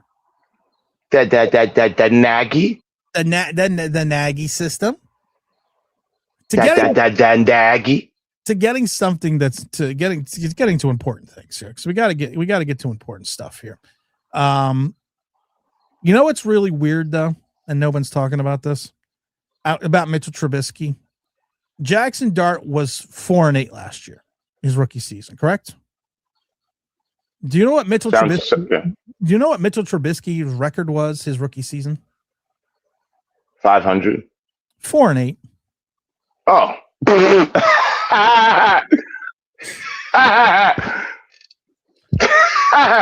Just throw that out there. He was 4-8 his rookie season. And Mitchell Trubisky wasn't out for a bunch of concussions. No, he just out because he couldn't play well. So and then he wins 11 games the next year. Well, that's not happening here. So no, it's not. But at least we could talk about that. So James, hey Trenton, trust the process. Trenton's at church. Leave him alone. Sorry. Beginning of every offseason, the offense looks like shit. Who cares? Anyway, that's actually been going back to that actually goes back to Eli Manning. I've never understood why the Giants offense looks so horrid in preseason. I remember even in 2007 and 11, us complaining about the Giants offense, how terrible it looks in preseason. But to me, that's a reflection of a team working through kinks. And again, this is just me in life. I don't like things being too perfect, too pretty all the time. That's what camp is for. To look a little bad, to work through to try some new crap. I'm pretty sure Eli was out there like, hey, Victor, you do this. Hey, you do that. And I'll just throw the ball this way. Just try some crap. You know what I'm saying? Like, it's not supposed to look. I remember there was one year, I think we won all our preseason games. I can't remember what season it was. We won all our preseason games. And all of my dumbass friends, including my silly Filipino brother who I love, was like, oh, look how great we look. And I was like, wasn't that preseason? Wasn't that just 2 years ago? Then we won 3 games. Was it just I was like, okay. And then we went out there and it was like, wah, wah, wah, wah, wah. You're right, because you can't get everything perfect. You need a little adversity. It's like you can only win like 13 games in a row in the playoffs, then you have to lose one before you take the ship. Well, in our fairness, they were down 2-1. Yeah. So, I mean, I don't want to talk about that, but, because that's just. So, Mitchell Robinson, probably not coming back. No, he's gone. Okay. There's a reason why he was on the truck by himself. Which was? He's gone. He's leaving. That was the allegory for, hey, guys, this is my monster truck. I'm driving it to Sacramento. Where do you think that he goes? Just out of curiosity, where do you think Mitchell Robinson ends up? Because the draft, this is what I hate about the NBA season. The season just ended. The draft is Tuesday. So we got to get back into the swing. Honestly, I told you this before. I think Atlanta. If I'm Atlanta, I'm going to make a pitch for him. I need a big man. Now, see now this is the problem that we've talked about a little bit. It's that second apron. There are a lot of teams. There are a few teams, and they're bad teams that do not have the space. There was talk about Mitchell Robinson just a couple days ago going to Boston, but Boston can only offer him a 4-year, $15 million contract, because if they go anything above that, they go over the first apron. They go into the second apron, and they're going to have to pay the penalty, a huge fucking penalty, along with the penalty itself, the draft picks, the freezing of the exemptions, and the freezing of a whole bunch of other shit. So there's a lot of teams that are close to that apron. So it would have to be a team that has all the space in the world. But if you're Mitchell Robinson, do you take a little, I'm not saying he's coming back to the Knicks, but do you take a little less to go to a good team, or you got your ring, you just go get your contract? Listen, we got to be real. That guy, first of all, Mitchell Robinson, as much as we love him, he's not like a rocket scientist here. The guy broke his hand before the finals. Right. So if somebody comes and goes, hey, guy, we're going to give you 5 years, $60 million, I'm pretty sure Mitch is going to go, duh, that sounds like a lot of money to me. I think we're out of here, Wilbur. Well, I think that would be a lot. I think that would be a lot of money. And listen, in today's NBA, he's going to get that offer. Yeah. He just played defense on the French alien with 9 fingers. But this is also a guy that, if you look at the regular season, only averaged like 5.6 points and 7 rebounds. And he only played in like 60 games. And that is the most that he's played in the last couple of years. But his impact is without when he actually did play, his impact is undeniable. You can't teach height. No, you can't teach height. But if you also look at the marketplace, the Knicks had interest in Nick Richards beforehand, and after he fell out of favor over in Phoenix, so he's going to be available. And I know the name is crazy, but if you look at what he's done statistically, even though I know he's been in the league for 20 years, you got Al Horford. No. Also, what? The Papa Dominicana? He needs to retire. Papa Dominicana still put up 9 points and 6 rebounds over the last 4 years. And actually, Papa Dominicana actually plays. No, we don't need that. No. Would you be shocked if I told you that the 40-year-old has played in more games over the last 3 years than Mitchell Robinson? Well, when the organization makes a decision to sit him. And is actually played more minutes. He's played on average of 26 minutes a game the last 3 years. Yes, but you being a Knicks fan, you know that this organization, for some reason, made the genius decision to just give him every other game off. So a lot of the reason why Mitchell Robinson's numbers is down is because he literally had every other game off. Well, he also did get hurt during the season. But they also gave him every other game off. He never played back-to-back, Tim. That's a fact. Well, I know, but listen, 2023, 24, 31 games, 24, 25, 17. Oh, that the 2 years ago, yeah. He's played literally the last 2 years. He's played in 31 and 17. The most games that he's ever played was 72, and that was back in 2021, 2022. But then after that, he only played in 31. I mean, this is a guy that averages about 31 games a year. So did he just win the chip? I don't think he just won it. But he won a ring, didn't he? He did win a ring. He was a big part of the reason why we won the ring, right? I like that. Al Horford looks like James' age. Well, yeah, you're about the same age as Al Horford. I'm just saying. Yeah. There's other guys available than I'm not saying that Mitchell Robinson was not a big proponent and big component of the team. I'm just saying I think Landry Shamet had more of an impact on this Knicks team for the season and the entire playoffs than Mitchell Robinson did outside of the what you call it, the most important series of it all, which is of course San Antonio series. Yeah, but he's gone too because 3-point shooting is at a premium. And if you look at the Steph Curry run he had up until the finals and the playoffs, you know how many teams wish they could get a automatic 3-point shooter off the bench like that? Well, he's not automatic. He had his ups and downs during the seasons. He just played extremely. Yo, bro, I ain't gonna front him. We're not going to do that about Landry Shamet today. That guy played amazing for what we paid him, for the fact that he wasn't even on the team, and the fact that McBride didn't play half the year. We're not going to do that today, bro. Sorry. Landry Shamet had an amazing year for a man off the bench. Sorry, brother. We're not doing that. Could you just tell me how many games Landry Shamet played this year? Could you tell me how many games he averaged 15 or more off the bench? Because there was a lot. Actually, yes, I can. All right, so tell me that, and then that'll answer everything you need to know. He played in 51 games this year. Okay. If you go to the playoffs, 15 or more off the bench, he only did once, where he had 16 versus the Cavaliers on May 25th. The most that I'm talking about during the whole season. I know, but I'm giving you the playoff run because the playoff run to me is the most important run out of the entire season. He had the big, had the big shots. Yeah, but if I hit 4 threes off the bench and I get 12, 13 points, hold on, that's having a major impact. I'm going to tell you. I don't disagree. I agree. I agree with you 100%. But I'm going to tell you how many times he averaged 15 points off the bench during the regular season. Okay.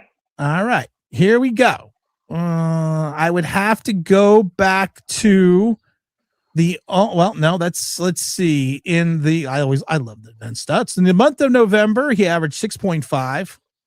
The month of January, he averaged 10.7. The month of February, he averaged 7.6. The month of March, he averaged 11.4. And in the March of April, 8.5. And the month, let's see here. And then that was in the month of March. The month of April, he averaged 6.6. So no time during the regular season did he average over 11.4 points a season during a month. He's a bench player. Well, no, you just told me to give you the average. I know, but listen.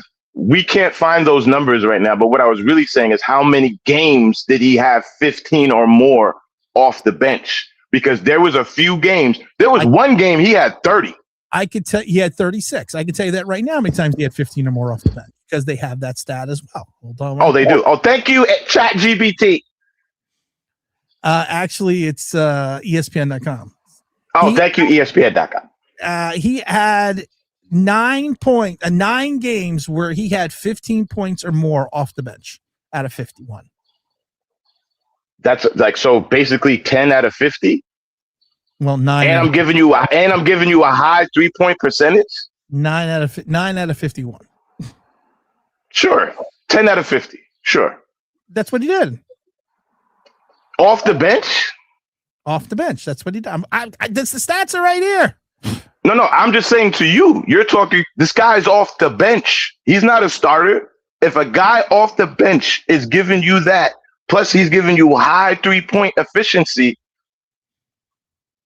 and he's playing hustle defense because he locked down Donovan Mitchell. Actually, he had one of his worst, outside of the 23-24 season, he had one of his worst three-pointing percentage, field goal percentages. Bro, I ain't gonna front my nigga. That's where the numbers steer people wrong. He had one of his best years. I watched the games. I don't give a fuck what the numbers say. I watched the games. His best year was when he played in 79 games and he shot 45% for three. Miles McBride has never given us 36 off the bench. And that's between when he split his seasons between Philly and the Clippers. Did he not play lockdown defense in the playoffs? Of course he did. At times. So again, what do you want from a guy off the bench who you geniuses, meaning the Knicks, didn't even have on the roster? Well, then they did have him on the roster. No, they were going to pick Malcolm Brogdon. We talked about this already. They weren't going to pick him. Malcolm Brogdon retired. If he did not retire, because I just said 3 damn times, the Knicks would have picked him. Jesus Christ. No, Jesus Christ didn't play. No, because if he did, we still would have won. And now, if you want to talk, you were bashing Miles McBride. Miles McBride had more 20 points or more games than Landry Shamet did all season. Miles McBride hardly played this season, bro. Straight up. Like, I don't give a fuck. I don't know what we're talking about here. He hardly played this season, bro. He got hurt. And after he came back from the injury, he was not the same guy. That's why Shamet was getting more minutes. He played in 10 less games, Miles McBride did, with the injury, and had 20 points or more 9 times. Yes, in the beginning of the season. When he came back from his injury, he was not. What did Miles McBride do in the playoffs, Tim? Garbage. Nothing. He didn't do garbage. Basura. He actually had more 15-point games after the injury than Landry Shamet did, according to ESPN.com. Sure, against the Pelican Bay. Sure. I'm talking about in the games that mattered. I watched the season. Sure. You sound like the Cleveland coach talk about, well, analytically, McBride was better than Shamet. No, Shamet was better than McBride this season. Not even a debate. I'm just putting it out there for you. But you defend Shamet so much, but you won't go see him. I don't need to because I saw him in real life at the parade. Sorry. I was there. You saw the video. Sorry. I got closer to Shamet at the parade than these dudes are going to get to him at the mall today. That's how close I was. And it wouldn't be matter of fact, that picture you have in the back of you, I was there. You were there. I just showed Rachel somewhere behind you because you're so big. I'm behind you. That's right. I'm literally right there. You're right here. Okay. So, no, it's not an angry black man rant. This is a happy black man rant. The question was gonna be how far I could take James. No. This is a happy. But I'm serious. I was right there. Those people climbing on that box truck, that thing caves in about 30 minutes because it gets filled up with people. I got the pictures. That's right. I'm blinding us with science. That's what it is. How about we get the starting center out of UConn? I don't even know the starting center out of. what's his name? I like the kid out of Arizona State, or I think he's Arizona. I think his name is Pete. I actually like him. But I don't think I think he might go in the top 15. But the Knicks, the good thing that the Knicks have going for them right now is the fact that they do have the 24th pick, and then they have the first pick in the start of the second round, which will be on Wednesday, and then they have another pick after that. And they cannot trade their pick, so because of the Bridges deal. So they I got a real good question for you, and this is just for basketball fans everywhere. And everybody with a brain, don't answer right away. Think. Everybody without a brain, I already know what you're going to say. Who do you think is going to have a better Spurs career, Tony Parker or Wemby? I've been asking people before you answer. I've been asking people this, and they all so quick to give the one answer, so quick. And I'm like, do you remember how good Tony Parker was? Tony Parker played 17 years for the Spurs, and he played, of course, with Tim Duncan. He did. He played with multiple championships, but Tony Parker's importance to the Spurs, if you're talking about longevity, will probably have even though he was only a 6-time All-Star and like I said, 17 years, but it was Tony Parker. If you got to remember what Tony Parker was. Tony Parker is a guy that came in the league at 19 years old. He came into a situation with San Antonio where they were reaching that point. They were starting to get to that pinnacle. And Tony Parker, especially when it got into May and June, had an importance to the team that I don't think a lot of people really truly understand in reference to the playoffs. We talk about, and I was joking about Landry Shamet, but we talk about Landry Shamet's importance to the Knicks during the playoff series. Tony Parker is kind of the same way. Tony Parker is kind of this guy, and you got to remember this: the Spurs were like 30-11 with Tony Parker in the lineup during the playoffs. He had while the name is not going to be with the reverence that you're going to have with Victor, but Victor's got a long way to go to be at a Tony Parker level in reference to his importance to winning championships. Now, listen, if Victor comes out and he burns off, 3 championships in a row, then it's a different story. But if we're talking about the totality of his career right now, Victor's got a long way to go to having that Tony Parker career playoff wise. Because in the regular season, Victor's just going to smoke Tony. Of course. Look at statistics. But if you're looking at it from a playoff perspective, Tony Parker's importance to Greg Popovich and the Spurs right now, and maybe throughout the rest of his career, that importance will be more than Victor's unless Victor wins 3 or 4 championships. And Tony Parker, if y'all go back and look at the point guards that were in the NBA at that time, who he was going against.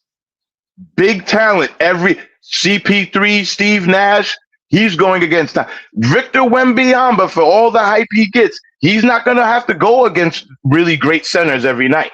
He's not. 9 times out of 10, he's going to have an advantage every night because he's not going against a real center. He should have an advantage. He should have an advantage every night. So I'm just saying, and again, I'm 43 years old. I've seen a lot of life. I hope to see a lot more. I'm going to tell y'all something right now. Do not take things for granted and do not assume anything except death, taxes, and the sun will rise tomorrow. Whether you see, that's it. Because all these people he's going to win multiple chips and he's going to do this we don't know Nathan. That's why the Knicks had to do what they had to do. When you're in a position, you need to take advantage of it because you don't know what's going to happen later. Victor Wembanyama, as great of a talent he is, you know what he can't prevent? Injuries. You know what a lot of big men usually get? Injuries. And I'm not wishing that on him, but I'm just saying all this, he's going to do this and he's going to do that. We don't know nothing. If you talk about the defining moment for Tony Parker, one of the defining moments. I go back to, I want to say, I think it was 13. It was the bank shot against the Heat in game 1. The one where he dropped the ball, like it seemed like 50,000 fucking times, and then somehow picked it up, then ducked under LeBron, and then banked it off at the buzzer to take the game. I mean, I mean, you think you got to think of that's the first thing I think of with that, and then that play on, I can't remember. It was against the Heat again, and I want to say it was still in 13. But it was the play off that he had against what's his fucking name, Norris Cole, where he again another miracle shot where he had this spin move and he just he basically froze Cole like he was the Mr. Smoothie Man, and he just and another shot that he just put in with the to help the Spurs take another game. So, I mean, he's had moments going back. So, yeah, like I said, if you're looking at the totality of the career, you have to sit there and think right now, Tony Parker had more importance to his 17-year run with the Spurs than Victor has right now. Because to your point, Victor, there should be a mismatch every time Victor steps out on the court. Unless there is going to be an Irish 8-footer that's 15, that is 15 pounds and can play the inside, can play the outside, can minute bullet and dunk it without even jumping. You should have an advantage every time he steps on the court. Every game. Every game. So, yeah. I'm just saying, like, people should have, during the weirdest thing, and this is the last thing I'll say on the Knicks, is that, and I'm going to correlate it with the Giants. This is a Giants channel, that don't take things for granted. If you are in a position to win, like, take advantage of it. Like, don't assume it's just, well, we're going to turn it around this, or we're going to do it. You can't assume anything in life of sports. You can't. That's the beautiful thing about life and sports. You never know what's going to happen. We're going to sit here in the weeks coming and all this, and we're going to prognosticate and da-da-da-da-da-da-da-da. We have no clue. And neither do these people on ESPN. I'm telling you right now, they don't have a clue. Yes, the team, and I actually did a video about this on Knicks Unleashed, which was a very great video about the advent of the Big Three and how the Big Three really wasn't even the Miami Three. It was actually the Big Three started with Garnett, Ray Allen, and everyone else over in Boston before you had Bosh, Carter, and James. But here's the thing, Greg, and I will say this, and I will say this with certainty because history would probably even back it up. You take away Parker from Manu Ginobili and Duncan, I don't think the Spurs are winning what they want. No. That's like you take Brunson out of this run. The Knicks aren't champs. No. So you could say you had Karl Anthony Towns, you had Bridges, you had OG Anunoby, and you have Hart, but you take away Brunson, it's not the same team. And I'm not comparing Parker to Brunson. I'm just saying you can have. That's one thing I loved about the Knicks team. It's not the Big Three. It's the starting five.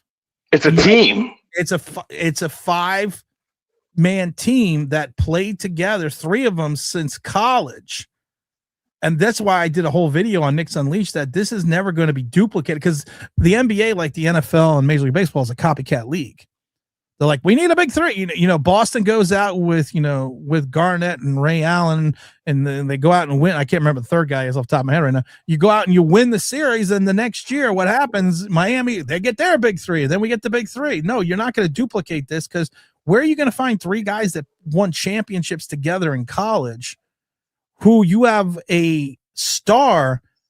And I'm not bashing Melo, but people were like, Melo took $1 million less, so give us cap flexibility. Brunson took $118 million less, because just to get people like Hart and OG Anunoby and Bridges on this team and Karl Anthony Towns.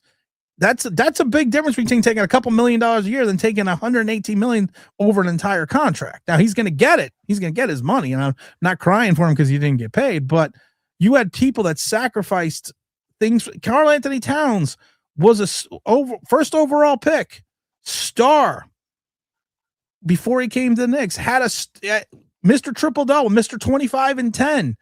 What did he do? He unselfishly at times became a player that you saw never seen before in his entire career.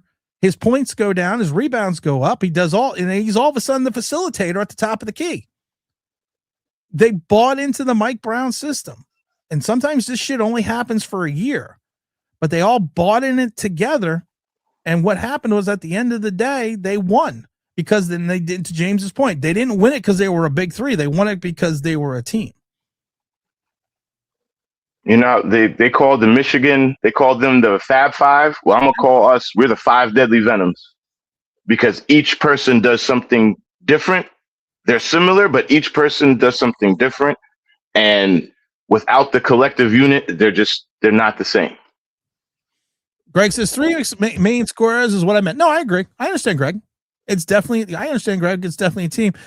Will Rose trade off Cat? No. This is actually an interesting question. No, it's not. No, it's not. Actually, it is, because you already have an edict from. We're not trading Cat, bro. You already have an edict from your owner that you are not going to the second apron. Karl Anthony Towns, not this year, the following year, has a $61 million option on his contract. I'm not saying you're trading him this year because you got the 5 together this year. And then next year is when everything kind of starts, next year is where everything, where you're going to have to start talking about stuff. But he's got a $61.5 million option, not this year, next year. You're going to have to talk about it. You're going to have to talk about it because you're going to have to talk about, is Karl Anthony Towns worth $60+ million? I'll put $100 up to anybody who wants to bet we're not trading Karl Anthony Towns. I didn't say this year. I'll put $100 up to anybody who wants to bet we're not trading Karl Anthony Towns in the next 4 years. In the next 4 years. I actually will take that bet. Okay. 4 years, $100. You heard it here. I will take that bet because if you take a look at Karl Anthony Towns, how old is Karl Anthony Towns going to be in 4 years? He's going to be 35. Right. At the end of 4 years, then we'll get rid of him. You said within 4. No. You said within 4 years. No, listen. I speak English very well. I said in 4 years we will not trade Karl Anthony Towns. Yes. At the end of 4 years, if we trade him, that's different. I'm saying within 4 years he is going to be traded. I know. I'm saying the opposite. I know you are. I know what you're saying. We're on the same page. That's why I know I'm clarifying. This is what a show does. Oh. You gotta clarify shit, James. I know. But yeah, that's a good bet. I like that. I'll take that. I'll take that that he gets traded within 4 years. Okay, we got that. Because I don't think you're going to be paying a guy $60+ million at 33 years old to still be on this team. Because if you do, you're going back to what the old Knicks used to do. And the old Knicks. Ain't nobody thinking about the old Knicks right now. I'm not thinking, but I'm just saying that's something the old Knicks would have done. The old Knicks would have. And I agree.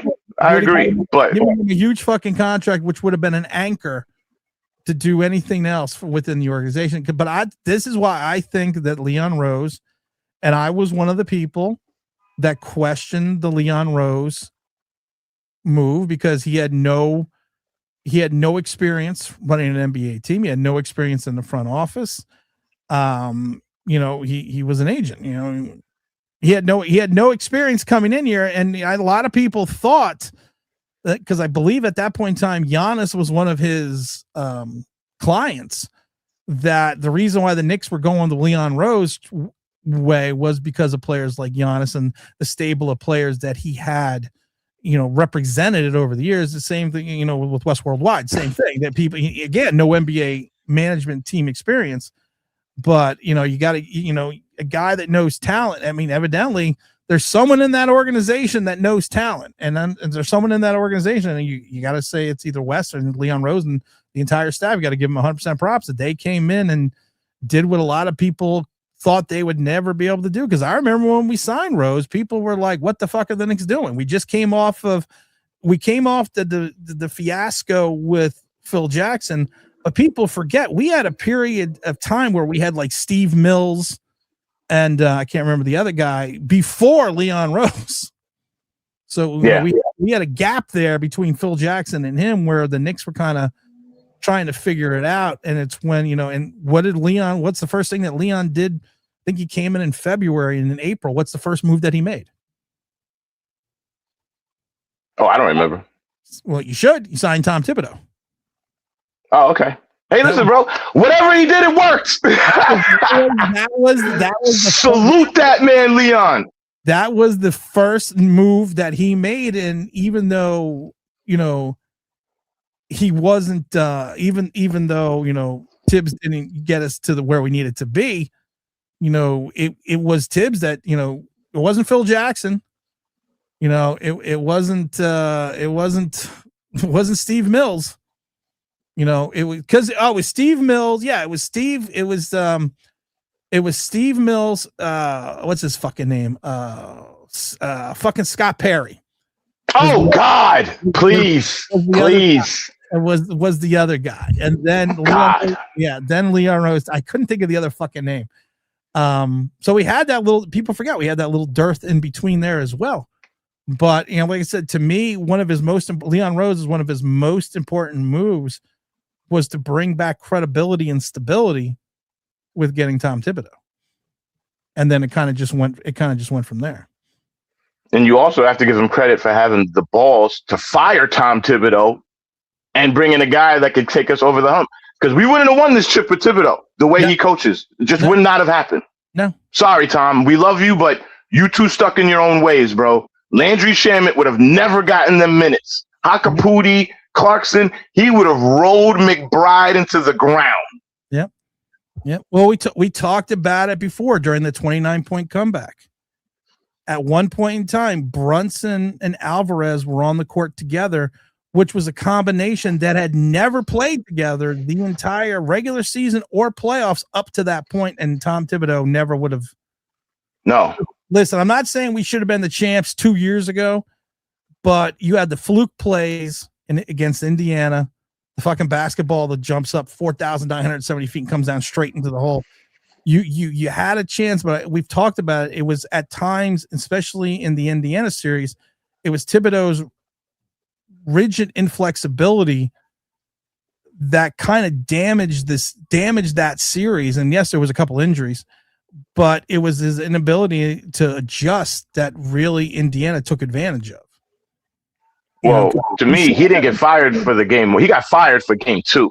Because you can have a bad collapse, but you can't come back and then lose game 2 at home after that. Also, you got to rebound. And the injuries, how much of that was on Thibodeau? You're running dudes slavery is over, bro. Slavery is over. 4 of our guys were in the top 10 for minutes played. What? If you look, and this was a great stat.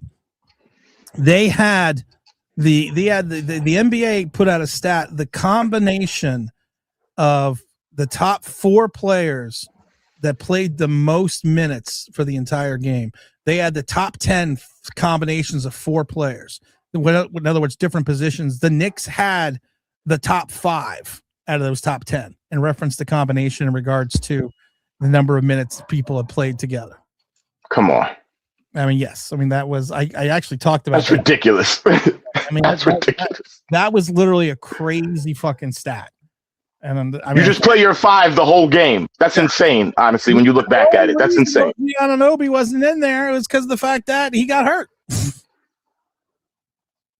That was the only reason. I think OG Anunoby pulled a hamstring every year or at the wrong time, or at least 2-3 times a year with Thibodeau because he was running them too much. You know what? What's scary about the Knicks? We played very good, but imagine if we played in unison the whole year. I agree. Oh, I got a Father's Day cupcake. Yay! I like cupcakes. I like cupcakes too. I'm gonna eat this later. Huh? Yeah, I'm still on the stream. I got a cupcake. South Beach Tim got a cupcake. I'm gonna have to wrap this up in a few minutes. But to you know what? But Greg, here's the thing about that. It was their ability to learn to play together throughout the entire season, and is what led to us getting to that 13-0 run in the playoffs. That's what it was. It was the trials and tribulations. It was going 2-9 in January when everyone was fucking freaking out. And I gotta give James Dolan credit, because he did an interview in January when we were in an 11-game stretch where we were 2-9. And and you would assume that James Dolan, because James Dolan's always done a whole bunch of stupid shit throughout his entirety of the Knicks and Rangers career.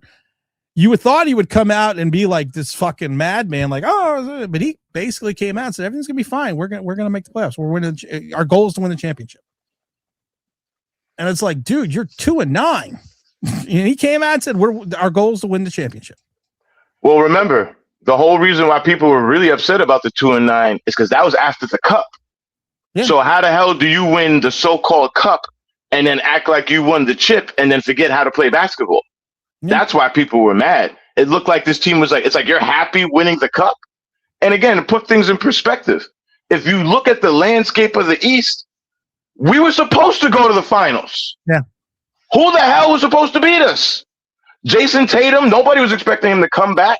Philly, trust the process. Get out of here. Atlanta's not ready. Milwaukee's not ready. Detroit was the only team, and honestly, I feel like if we would have played Detroit in the playoffs, we would have beat them. Orlando almost took them out. My thing was the people that also say that the Knicks didn't beat anyone.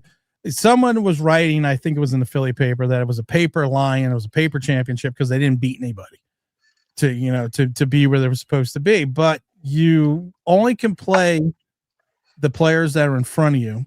San Antonio had just knocked off the defending champs and supposedly has the best player in the entire NBA.